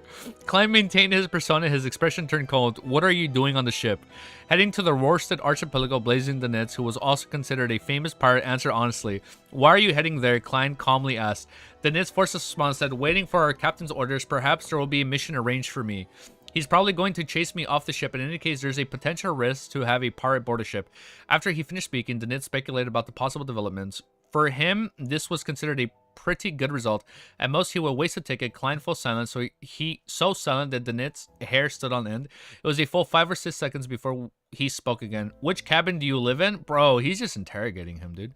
"First class, room 312. Danitz raised his ticket in his hand to the eye level. He didn't dare to look down for fear that the enemy would seize the opportunity to launch a surprise attack. Klein nodded indiscriminately. Is there a servant room? Yes, Blazing Danitz subconsciously answered, but his heart was at a loss. He had no idea what the man was posing such questions at him. I read that wrong. Poor guy. I feel bad. I low-key feel bad for him now. I thought the reason this chapter was called Hostage was because he was going to take a hostage. I think it's the other way around. I think Danitz is Klein's hostage this chapter, which is kind of funny. Then he heard the man say to him in a flat tone like he was speaking to a subordinate, "You'll sleep there." "Ah, where? I'll be sleeping in the servants' room? Aren't you going to chase me off the ship?" Danitz was somewhat stunned as he blurted out, "Why?" Klein glanced at him and said with a faint voice, "Hostage." Klein's not in danger? Yeah, he is the danger. No, because I thought he was probably going to take, like, one of the kids as a hostage and be like, "Hey, you got to let me go." And Klein was be like, "Ah, shit, what do I do? Do I act as German or not?" But yeah, no, it's the other way around. They should be scared of him. Hostage. He's worried that I'm a planted agent on the ship, making it easier for the pirate fleet to plunder the Whitegate, so he plans to use me as a hostage. That's reasonable. If it really is as he suspects, then it wouldn't stop the pirate fleet's attack, even if I've chased off the ship. It's better to hold me hostage to aid in the negotiations. Dog shit. I hate this kind of arrogant, cold person who doesn't say much. They always only say a word or two, or even just an utterance, leaving me to guess the rest. If I'm really not his match, then I wouldn't even mix with such company. Why did I purely think that his temper matches my taste? I must have been mad. Danitz gritted his teeth as he thought. Fine, he exhaled helplessly. To your cabin. Klein maintained the perfect German Sparrow persona. Few Blazing Danitz carried his suitcase, reluctantly leading the monster draped in human skin to the cabin. They went to the upper deck and arrived at room 312. After opening the door, Klein took a quick look and found the place several times better than the second class. The living room was about 30 square meters and was connected to a master bedroom and 3 servant rooms. It had a separate bathroom, a standard wardrobe, and a mahogany desk. Danitz put down his suitcase and glanced at the servant's room. He suddenly thought of an important question. Is the master bedroom going to be left empty just like that? The moment he finished speaking, the Klein's like, "It's mine, bro." The moment he finished speaking, he already knew the answer. "It's mine." Klein smiled in a gentle-like fashion. As expected to watch over me, Danitz fell asleep. Klein paced on the carpet in the room and said while pointing to the door, "Come with me downstairs." Alright, Danitz was a little lost and sure what the man was up to. The adventurer and the famous pirate duo soon arrived at the second-class cabins and found Klein's original room. After opening the door, Klein didn't enter. He put it inside and said to Danitz, "Tidy the things on the desk and put them in the suitcase." "What? Tidy things? You want me to help tidy things?" Danitz was almost done. In the blink of an eye, he felt a surge of anger rush to the top of his head. How can I, Blazing Danitz, Vice Admiral Iceberg's 4th boatswain, a famous pirate with a bounty of 3,000 pounds, be driven like a servant? Kleinsberg? Wait, I actually don't get it. I actually don't get the joke. A guy gets fed to creeping hunger and you think that of me? No, I'm not in danger, Melissa. I am the danger. My dignity and my reputation wouldn't allow me to accept such humiliation. Klein gave him a cold look when he saw the blazing Danitz standing with motionless like a petrified statue. Danitz's body suddenly trembled. He took a deep breath and replied with a smile which looked worse than crying. Alright. Aggrieved, he bent over to enter the cabin and he didn't have a very high ceiling. Swiftly putting the item that were scattered outside into the suitcase without needing Klein to remind him, he placed things in order, even more carefully than how he dealt within his own luggage. After doing all this, he carried the suitcase and followed Klein upstairs. Along the way, he always had the impulse to sneak attack the man's back, but in the end, he held back. He got lucky. After returning to room 312, Danitz clenched his teeth, swallowed his saliva, and said, "How should I address you, German Sparrow?" Klein responded succinctly. German Sparrow, as I read that wrong. Danitz ruminated over the name inwardly, swearing that he would definitely not forget what had happened today. He vowed to let the man before him have a taste of something similar in the future. Captain will definitely help me, he thought with anticipation. For the sake of his persona, Klein didn't choose the reclining chair. Instead, he randomly chose a hard wooden chair to sit down on. He leaned back in the chair, his body slightly hunched as he clasped his hands together and said to Blazing Danitz, "Tell me about the famous pirates you know of." "There are a lot of them," Danitz replied, feeling somewhat stumped. He stood where he was, afraid to move like a servant. Klein slowly curled his lips and said, Do it in accordance with the bounties." With that, he pointed to the chair opposite him. "Have a seat." With a sigh of relief, Danitz hurriedly sat down. He suddenly felt that the man wasn't too bad. He was at least willing to give him a seat. Ooh. The what? Ooh? Why did I say it like that? What do you think of German bullying pirates? I love it. I'm all for it. He's a little bit meaner than Luffy, but he's definitely gonna put a pirate crew together. So I'm down for that. The Whitegate sailed out into the open sea and moved at the speed of 13 knots. I don't even know how fast that is. Move at a speed of 13 knots until noon. I assume that's a moderate speed. But I love German Sparrow. I can see why there's so much fan art of him. Like, I get it. I get why there's so much fan art of him. Blazing the Nits, whose mouth was going dry from all the talk, was finally permitted to stop.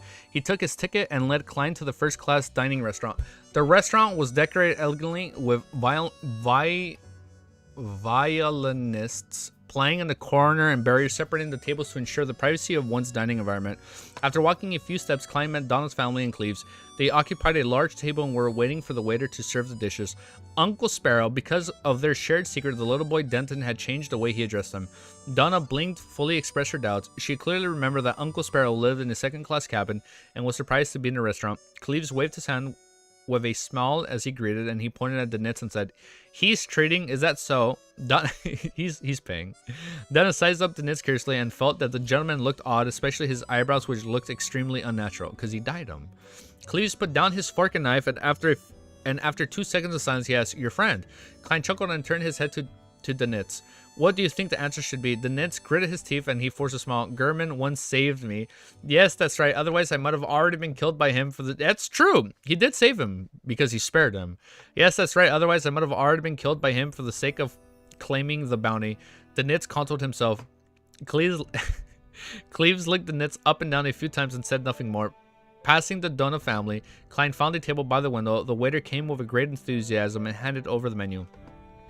Charcoal steak, red wine, foie gras, vegetable salad. The Nits scanned the menu and couldn't help but sigh. Ships that dock for resupplying every 2 to 3 days or better. There's plenty of fresh food. When you encounter a ship that floats on the sea of 1 to 2 weeks, you can only cycle between beer, cured meat, and various canned goods. It's so monotonous that it drives you crazy. However, the sea itself will also provide fresh food. But this requires one to have sufficient judgment. We'll have a sailor on a ship who once had a beautiful lobster only to suffer diarrhea until his ass nearly ... That's not good. As a pirate, he had the habit of using vulgar language for descriptions, but after looking at German Sparrow's expression, he changed his vocabulary. Suffered diarrhea until his ass nearly fell off. Okay. I have reason to suspect that there were other factors. Although your captain is a woman, there should be very few women in the crew. Furthermore, with the sailors unable to get ashore for a long period of time, they must be thirsty. Klein silently lampooned, took the menu, and drew a line according to the price. All of these? Damn! This dude's robbing him. Alright, the waiter's expression didn't change a lot. At that moment, Klein saw Captain Ellen enter the dining room and pass by, so he simply greeted him. When he looked back, he saw that Blazing the Nits was already looking out the window as if he was watching the scenery. "The captain knows you?" Klein asked in a tone close to a statement.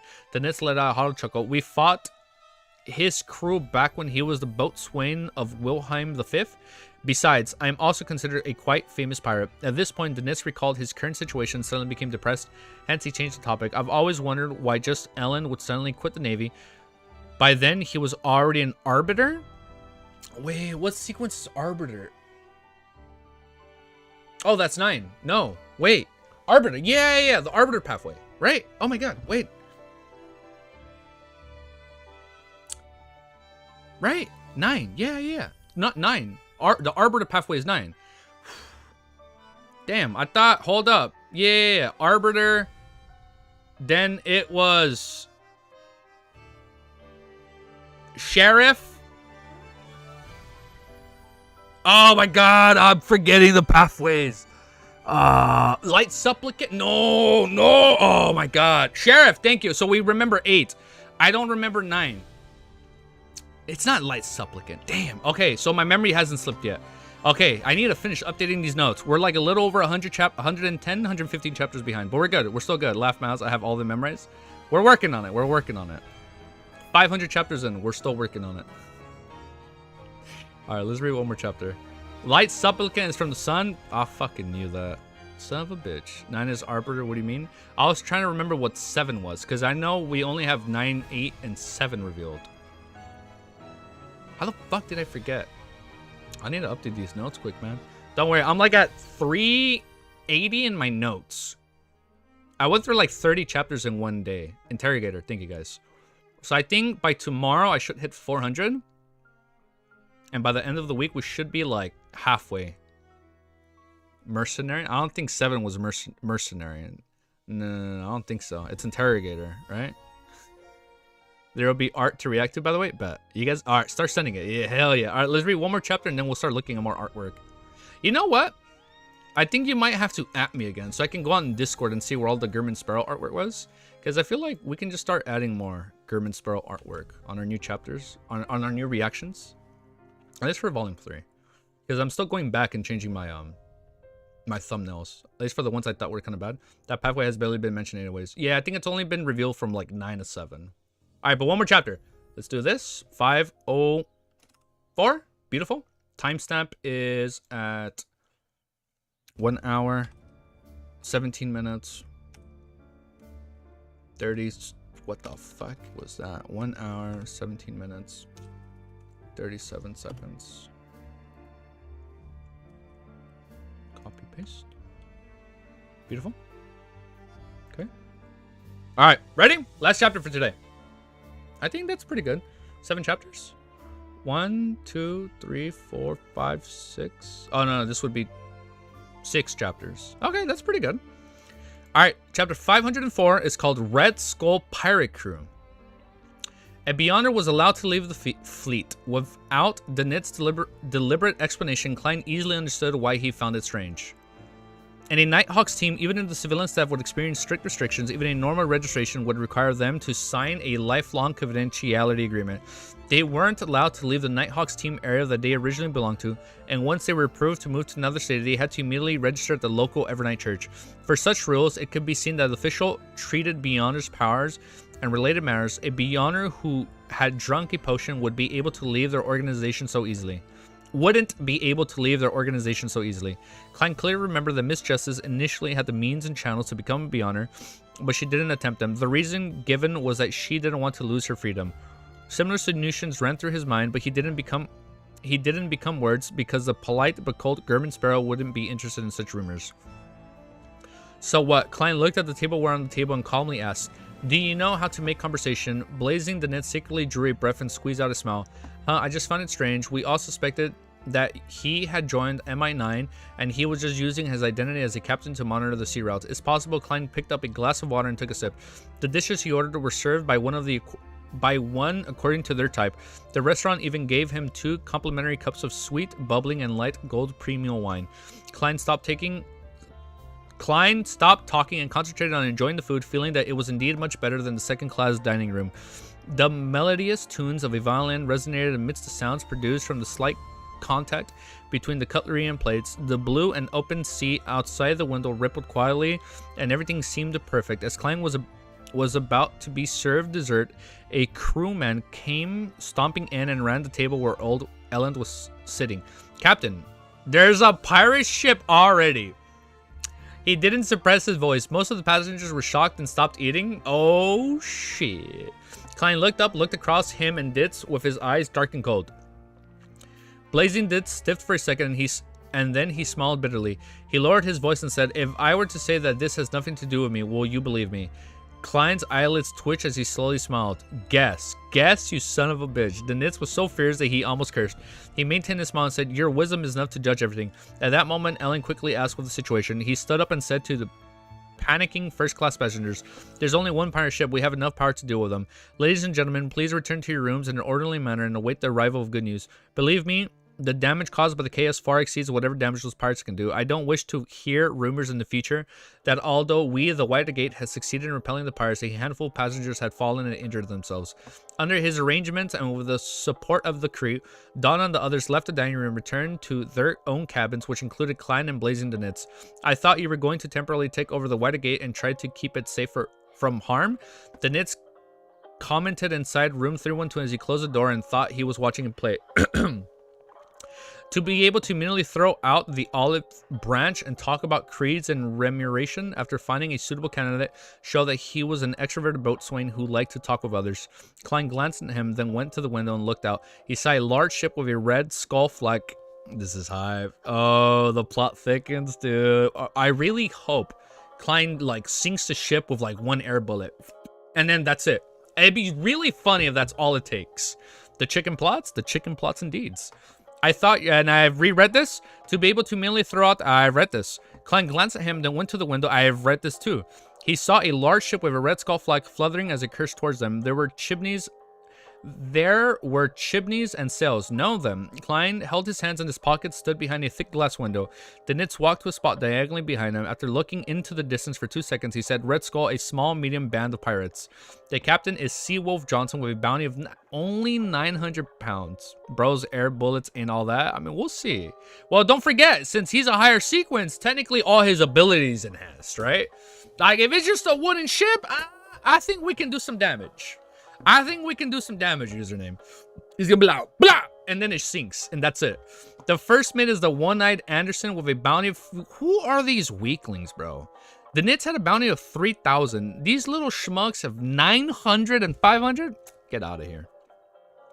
The first mate is one-eyed Anderson with a bounty of 500 pounds. In the pirate world, a bounty was an important reference point to be determined one's status and standing.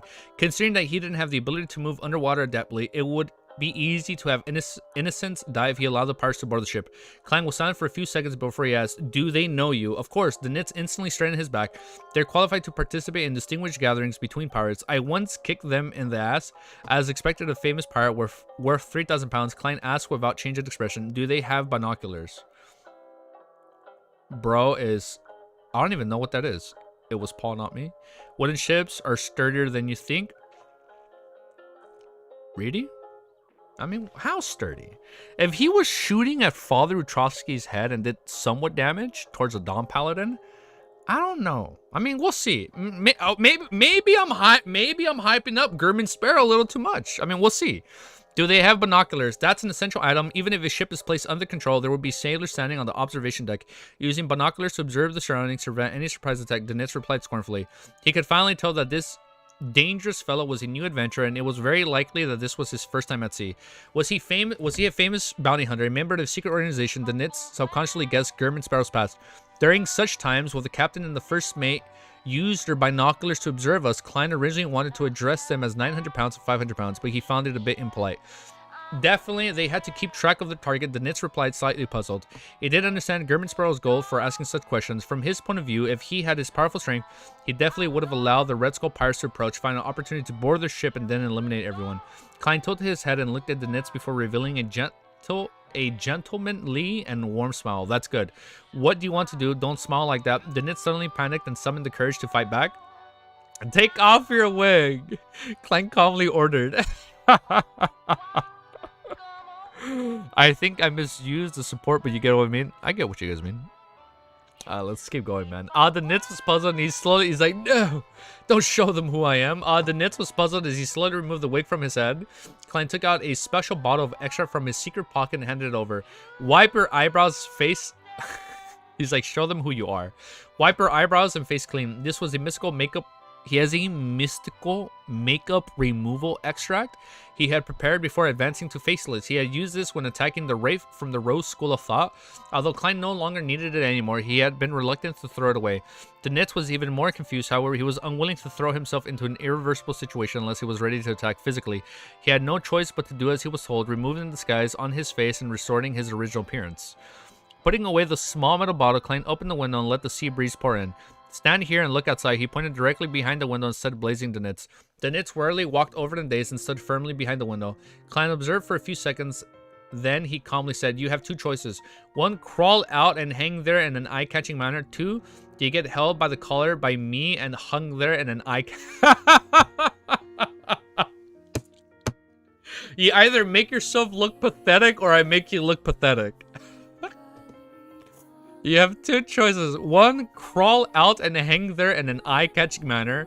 Two, you get held by the collar by me and hung there in an eye-catching manner. I love it. I fucking love German Sparrow. No wonder there's so much fan art. I love the Nitz. What do you want to do? The Nitz blurted out. Klein revealed his ambitious smile again. Show you to the pirates. I believe Vice Admiral Iceberg Fortune Boatswain holds sufficient weight to persuade them to retreat. No, don't do that. The Nitz subconsciously rejected the notion. So then it makes them look weaker. He could imagine what the people from the Red Skull pirate crew would think when they discovered him.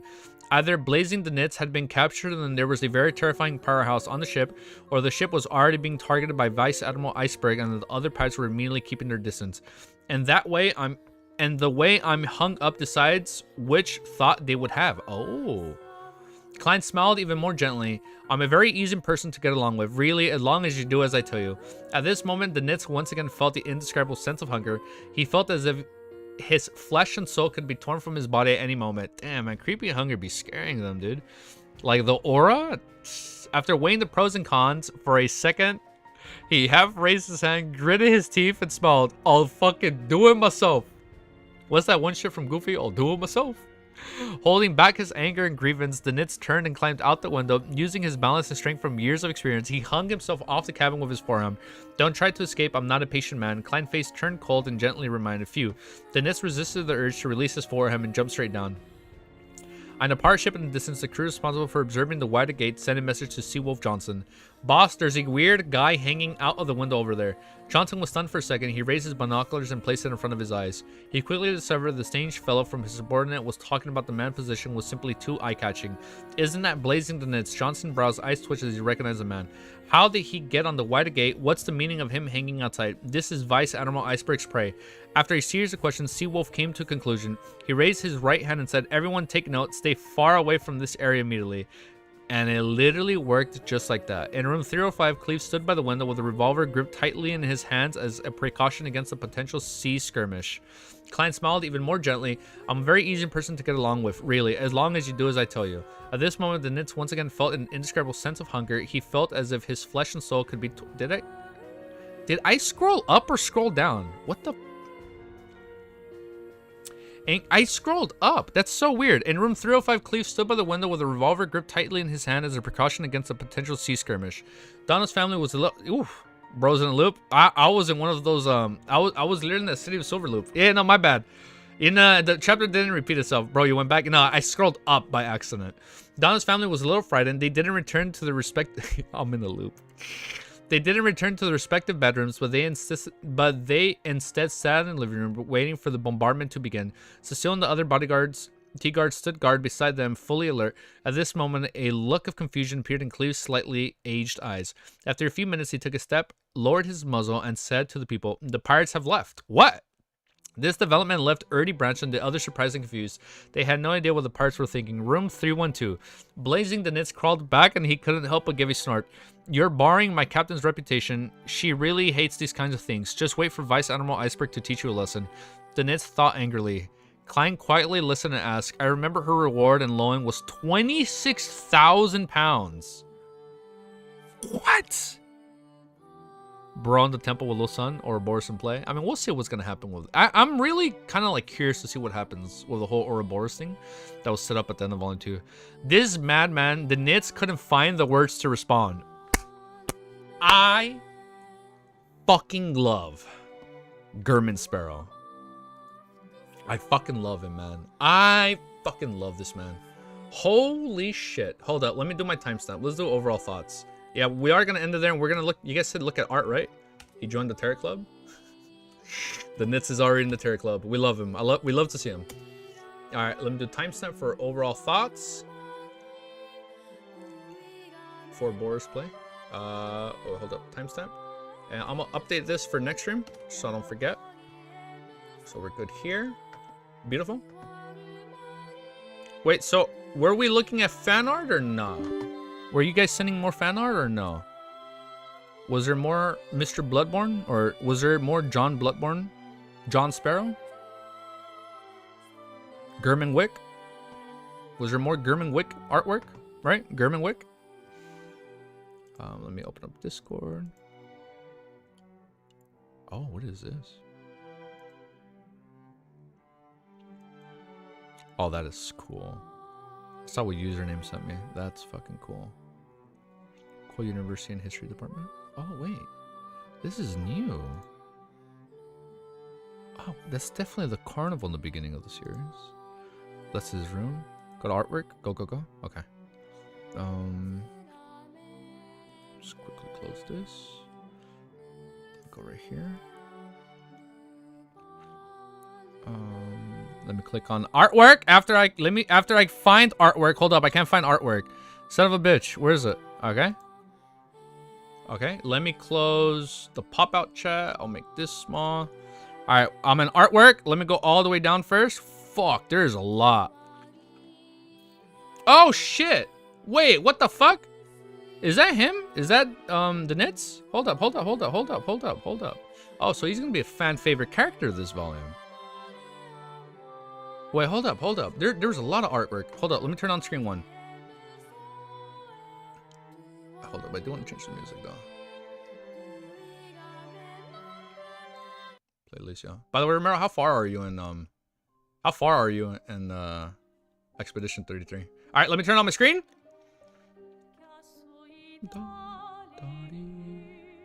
Let's turn on screen 1, and then we hide the Lord of Mysteries thing.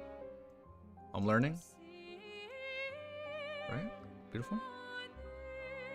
I think that's good. Well, let me make it a little bit smaller. Let me have it on just this.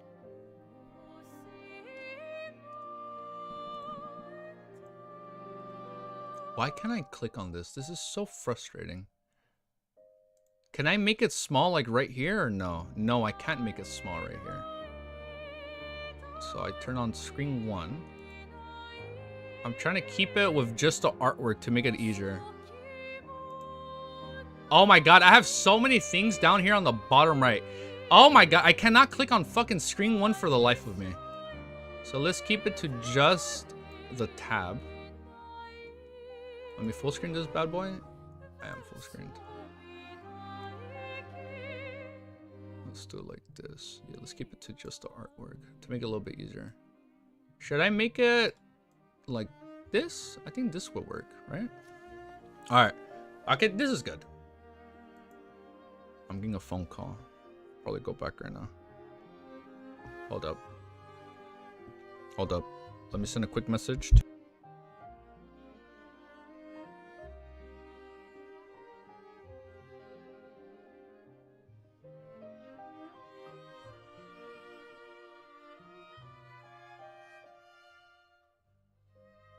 Sending a quick message and I'm done in like 10-15.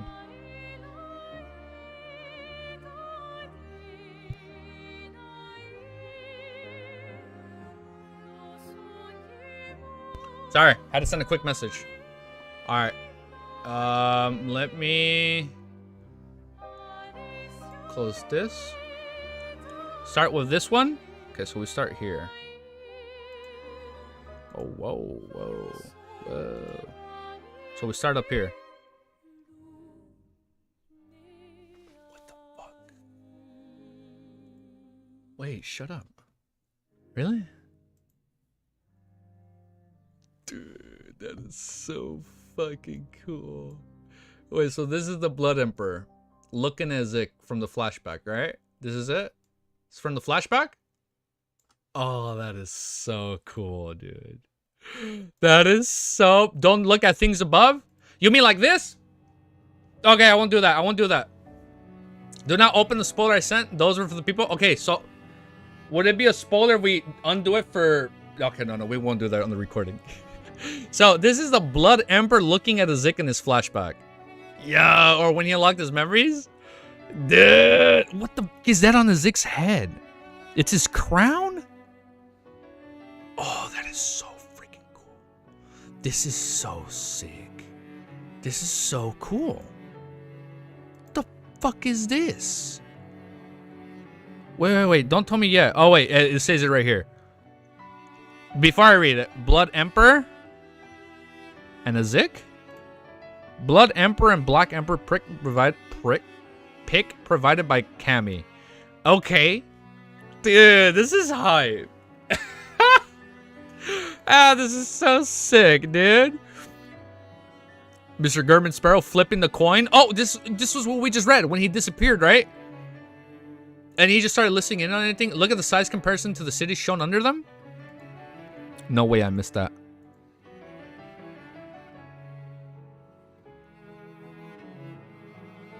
This man's bigger than any of the buildings.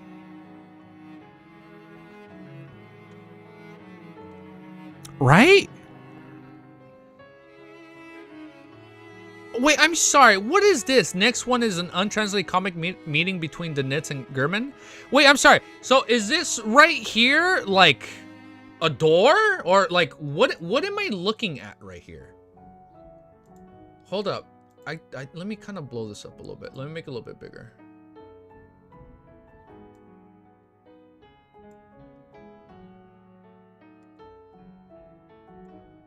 Like, what is that? Yeah, those small things are buildings. The aura. So this is the aura of the black. So the Black Emperor is human size, but his like presence is like a freaking skyscraper. Oh wait, I know it did say it right there. So it's the Black Emperor. So the Black Emperor is right here. For some reason, I thought this was like a summoning door that he had, but no. So the Blood Emperor is like actually like a giant monolith, behemoth-looking thing. This is a Zik when he was fighting with his dad. And then this is the Black Emperor. Dude. So this... Okay. This is what we read today. Wait. What is this? Wait, what is this? Is that like actual... Wait, hold up. Is this copyrighted stuff? Sponsored by username? Shit, wait. Are those fan-made panels or nah? Not actual? It's not spoil, it's the meeting we just saw. No, it's the meeting we just saw, right?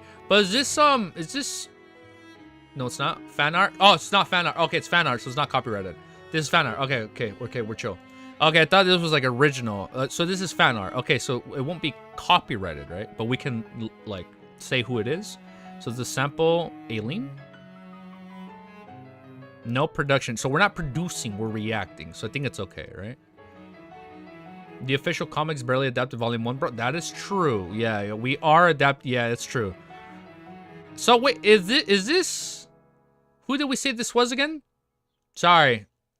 Low bit memory. Who was it? Is this? No, they're just that effing good at artists. Yeah, dude, everybody's really good though. I'll tell you that much. The Nits? Oh, yeah. The Nits is, yeah, the Nits is definitely gonna be a fan favorite character this volume. Fuck, they're killing him. I don't like him. They're gonna kill him? I don't like him. Who is he? Just kill him already. Get it over with. I don't want to go a whole volume falling in love with another character and then you kill him off when I started like, just holy app. Just kill him already. I'm not gonna fall for it. I'm not falling for him. He's too much of a likable character already. Like, we love to bully him, and no.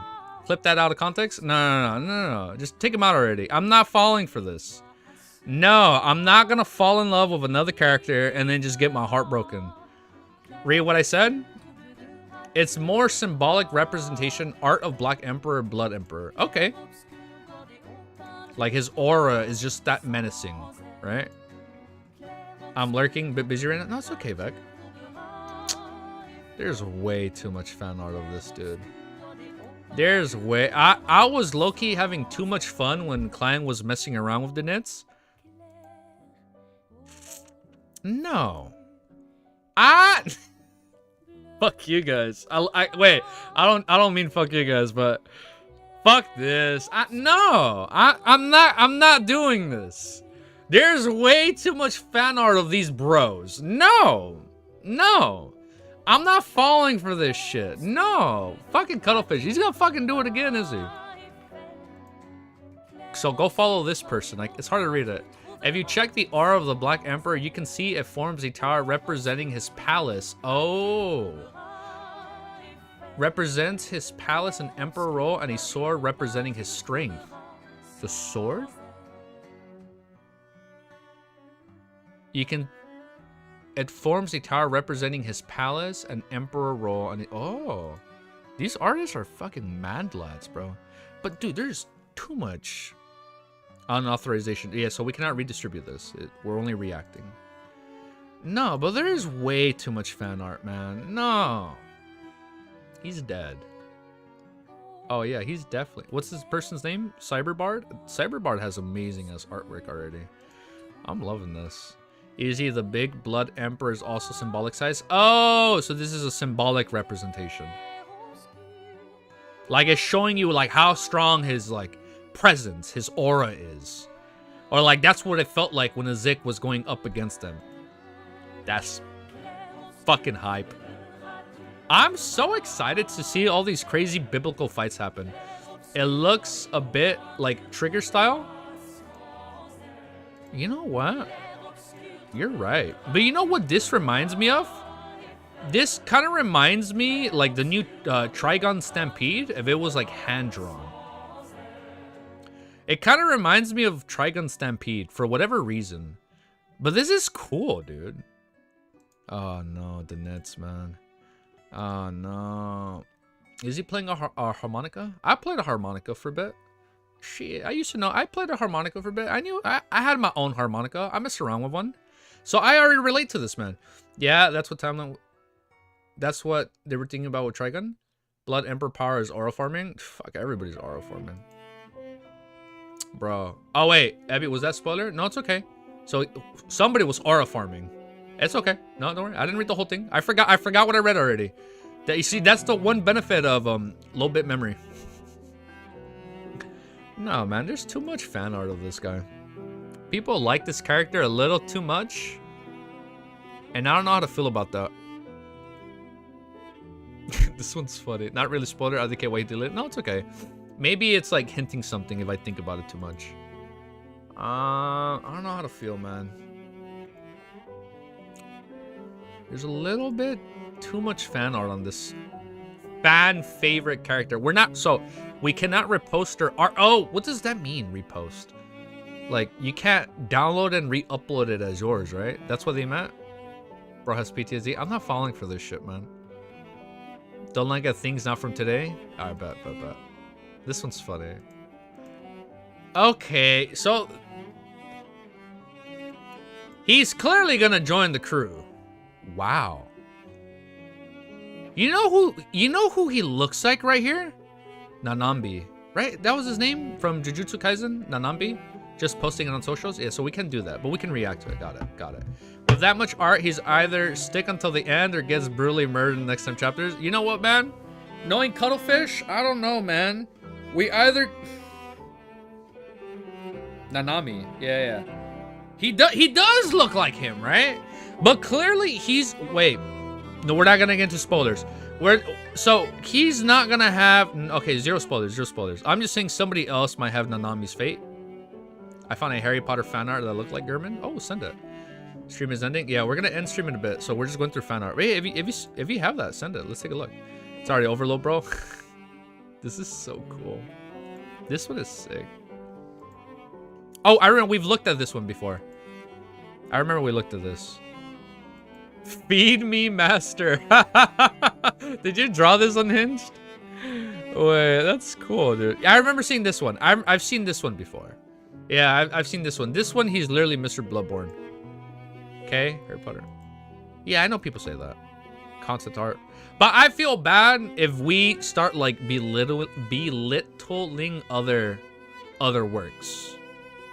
So I'm not gonna comment on that. But yes, people have expressed that. People have expressed they hate it, and they've also expressed that they like it. This is concept art. Look at the concept art for Lumqua.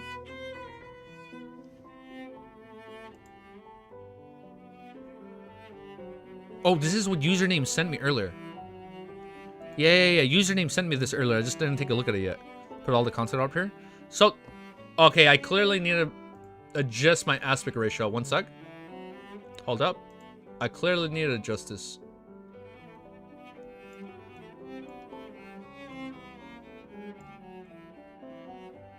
Hold up.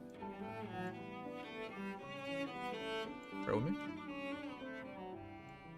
This is hype. I don't even know if that looks small or too big. But I think that's okay. I'll scoot over a little bit. The names of the places are also there. HP is fine. Hell Street. Yo, what's up? Thank you for joining. Hall Street. Hall Street. Fuck is Hall Street? Was this back in Tingen? Raphael Cemetery? Okay. This was a cemetery at the end of Volume 1, right? Raphael? Zotlin Street? Yeah, look at that. 15 Zotlin Street. There you go. Remember when I was saying Daffodil Street instead of Daffodil Street? Please tell me there's Daffodil. St. Selena Cathedral. Oh, this is good. Oh, just a little late. Yeah, we had to end the stream. Yeah, we're just looking at fan art right now. I'm not fan art. This is official artwork, right? Concept art. For the mobile game or the Dunghua? For what was it? I'm sorry, I forgot for what was it? For the Dunghua or the mobile game? This is wild, though. But this is St. Selena? Damn. This is so impressive. Klein's bedroom. Wealthy version. Oh, look at the picture. This is for the Dunghua. Oh. Look at them. Look at Vince and Melissa. Oh, I'm so emotional just thinking about that, man. Damn. Fuck, man. This series gets me, man, in some type of way. This shit gets me all sad. So, hold up. Is the Dunghua being officially released now, or is it still in that trial state? Like, do I start reading it now, or do I wait a little bit? Wait, I didn't read what a hint said in case it was a spoiler. Like, can I start reading? Oh, wow, I went too far back. Like, can I start reading this now, or not yet? Wait for the Dunghua? When was it published? Yeah, because I know there was a whole trial phase. Like, I don't know if I can read it now, and we read it bi-weekly. Dunghua, not manhwa. Oh, my bad. Oh! I was thinking manhwa. My bad. Ooh. Damn, my bad, guys. Hold up, I was joking. He meant the manhwa version. Manhwa is the real version. Got it. Is in real version? The anime is not out yet. Yeah, my bad. I was thinking of the manhwa. You guys were saying Dunghua, and I was interpreting that as manhwa for some reason. My bad. So I guess because I've been used to seeing anime for like a decade at this point. I've been saying anime. Now I'm telling you, the only Dunghua I've ever watched was, coincidentally, King's Avatar by the same studio. Coincidentally, that's the only Dunghua I've ever watched. Damn. This is beautiful. Daffodil Street. Remember when I said Daffodil Street? That's so cringe, man. So this is Daffodil Street. Bro, man, I am so hyped for the Dunghua, man. Oh my god. This is where we first encounter Zik. I'm out of the loop. The refined version of the manhwa isn't translated yet. Okay, so it's still like in the test phase. Damn. History department office? This is the history department in Koi University? Oh, what is this? What the fuck? This is Klein's house, poor version. Oh, okay. Oh, you see the book? This is where the original Klein wrote down. Oh no, it's right here. This is where the original Klein wrote down his last statement, which we still don't know what it meant. It's not text phase? Okay. So it's not in the final phase. It's Daffodil. It's Daffodil. I used to say Daffodil Street, but it's literally Daffodil. Okay. No, man, it isn't officially released, but it's in Chinese. Got it. Damn. Iron Cross Street. I forgot where Iron Cross Street was. Oh, wow. Look how beat up it is, though. You know what was the one wild thing I saw? Okay, don't get mad. I'm gonna name drop it because I know some people are very indifferent about this anime. But I saw solo leveling takes about a year to make an episode, right? And it said the final episode, episode 12, had 17,000 frames.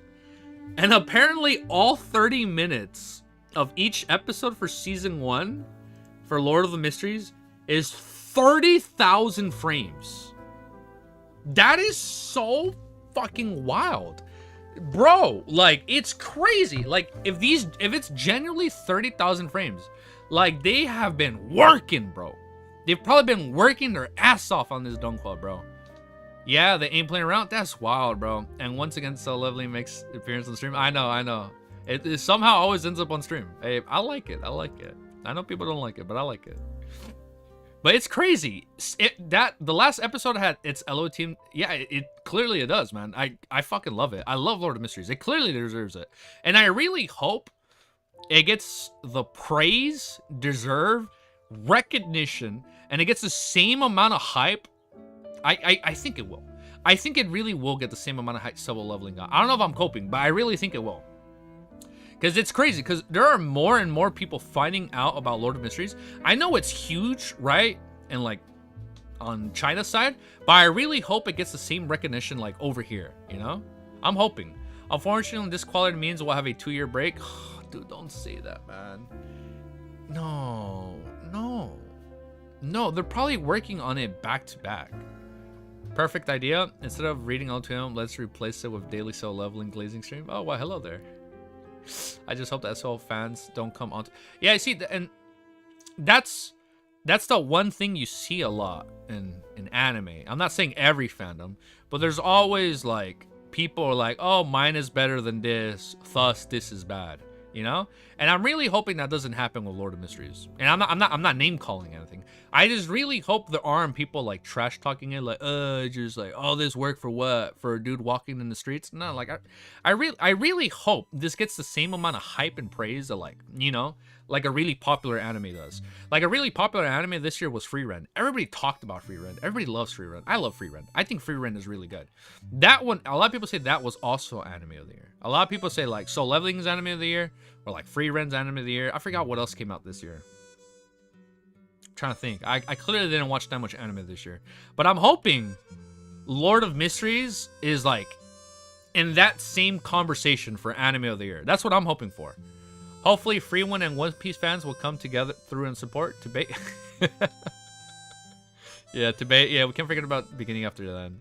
Yeah, hopefully, Free Run and One Piece fans. Man, One Piece has been killing it, man. I've been seeing some snippets here and there. To Be a Hero got some rep from Dunkquest. I've seen a few clips. I think I got spoiled. I saw one scene I probably shouldn't have seen. Debate. You know, I'm talking about the manhwa. I love the manhwa. I think we'll leave it there though. I'm hyped. I'm excited. Look at that. Look at the carnival. So this is literally in the beginning of the series, right? So this is all gonna happen in episode 1. He's gonna walk in here. He's gonna run into the seer. Like, oh, do your divination. Like, oh, I'm actually a beast tamer. Ooh, it's gonna be good. And you know what'd be crazy? If we see a very specific character walking around in the background. Like, what if we just see, like, Megoose walking around back here, right? She's just walking here, and there's a certain bad character walking around back here, too. I think that'd be wild. It'd be wild in the first episode, you see characters that you, like, won't, like, it'd be kind of wild if we see characters in episode 1, and we won't know about, like, their significance until, like, a lot later. First episode starts with a flash for the Megoose fight, by the way. I'm sorry, has that been revealed? They changed pacing to catch the anime audience. You know what? And I think that's a good call. Because I feel like we can all agree. Wow, I should have ended stream 15 minutes ago, but it's okay. I feel like we can all agree that its pacing was a little slow in the beginning, right? And I think that's a good call. If they add some of that in the beginning in order to hype up people for the end. It's kind of like in Fire Emblem. Remember how the beginning of Fire Emblem Awakening, it starts with the end, and then you gotta play the game. You gotta play the game so you can see that ending like fully fleshed out. No wonder it was in the fucking trailer. We have the full events for episode 1. Like, actually, hold up. I don't want to know. I don't want to know that. Actually, hold up. I actually don't want to know anything else. That's it. I don't want to know timelines. I don't want to know nothing. Plus, they made extra episodes with side stuff to make pacing better. Okay, see, that's good. I really hope we get a Monaco in the background. Some random dude walking around with Monaco. That'd be kind of wild. The first pilot chapters were redrawn. I don't know. We'll see what happens. We'll see what happens. Yeah, man. Imagine you see fucking Amon just walking around back there like, oh hey, don't mind me. You won't see me till like season 2 in a few years. That'd be so fucking funny, dude. No, that's not gonna happen. That'd be fucking wild. The first pilot chapters were redrawn, and the mistakes were corrected, like the Pocket Watch. Oh, that's cool. I'm sorry, what? Username is helping the unofficial translation team? Really? Garrett translated at least should be. I hope they didn't even fix the watch properly. We'll see what happens. I'm really hopeful. I think if they add like that final fight in the beginning of the episode, it's gonna draw in a lot more people. And no, that's what I was trying to say earlier. It makes perfect sense why they showed the fucking Magoose fight in like the second trailer, or was it like the first trailer? Because that's clearly gonna be stuff that is drawn out in the begin, or it's gonna be shown in episode 1. Okay, that's cool. That's kind of exciting. They're probably gonna add in some stuff. I know people mentioned there's side stories on characters, right? So I assume we might get some of that. The watch is fixed in the official site now, I think. Oh. Alright, well, we're gonna leave it there. I'm gonna let you guys go. We'll be back tomorrow for about another 2 hours. Wait, no, I lied. Tomorrow's stream is probably gonna be unannounced because I have to try and get an appointment out of the way. So if that doesn't happen, I'll stream. But if it does happen, I probably won't stream. Well, bye, guys. Well, bye. Take care. And I'll see you guys all very soon. Cuttlefish himself said the author notes that in Volume 1 pacing could have been better. Oh. I don't remember if he said it could have been better. I feel like maybe if it's not Tuesday, it's Wednesday. Oh, shit. Am I offline? Are we back? Stream crashed for a second. Stream did crash for a second. Are we good? Are we back? Okay, so look, here's the thing. Tomorrow and Wednesday are a little bit iffy. So, if I can't get a specific appointment, perfect outro, boys. I think it was pretty good. So, like, here, let's quickly break down our schedule. If I can't get a specific appointment out the way tomorrow, we'll stream. If I do have an appointment tomorrow, then we might not stream, or we'll be in an unannounced stream. And then Wednesday, I definitely can only stream for like an hour and a half before I have another appointment. So tomorrow and Wednesday is probably gonna be like an hour and a half streams. We had a nice watch party with Maro. I think I saw you guys right now when I was on Discord. Yeah, I peeked. I saw you guys were there. But I'm gonna let you guys go, okay? I'm gonna end stream, and then I'm gonna upload it as quick as I can. And I think we'll be good. Your friendly neighborhood mod says goodbye. Oh, wait, Romero, before you head out. Are you done with Expedition 33? Are we done? Are you done? Because I'm finishing up Act 2. It's fucking good, bro. It's peak. It's hype. I fucking love it. Wait, hold up. Let me... Oh my god, I think you just typed, right? Hold up. Let me fix this. Let me fix this before I read your answer. Your toxic neighborhood troll says bye. Alright, I'll let you guys go then. It's okay. Peace. Have a beautiful day. I'm at the paintress. She is quick. Oh, hold up. I don't want to know. I don't want to. Okay, but you're still not. I don't want to know that. Oh, hold up. Chill. We'll chill. We'll leave it there. I'm liking what's being set up in Act 2. Alright, guys. Later. Peace. Have a beautiful day.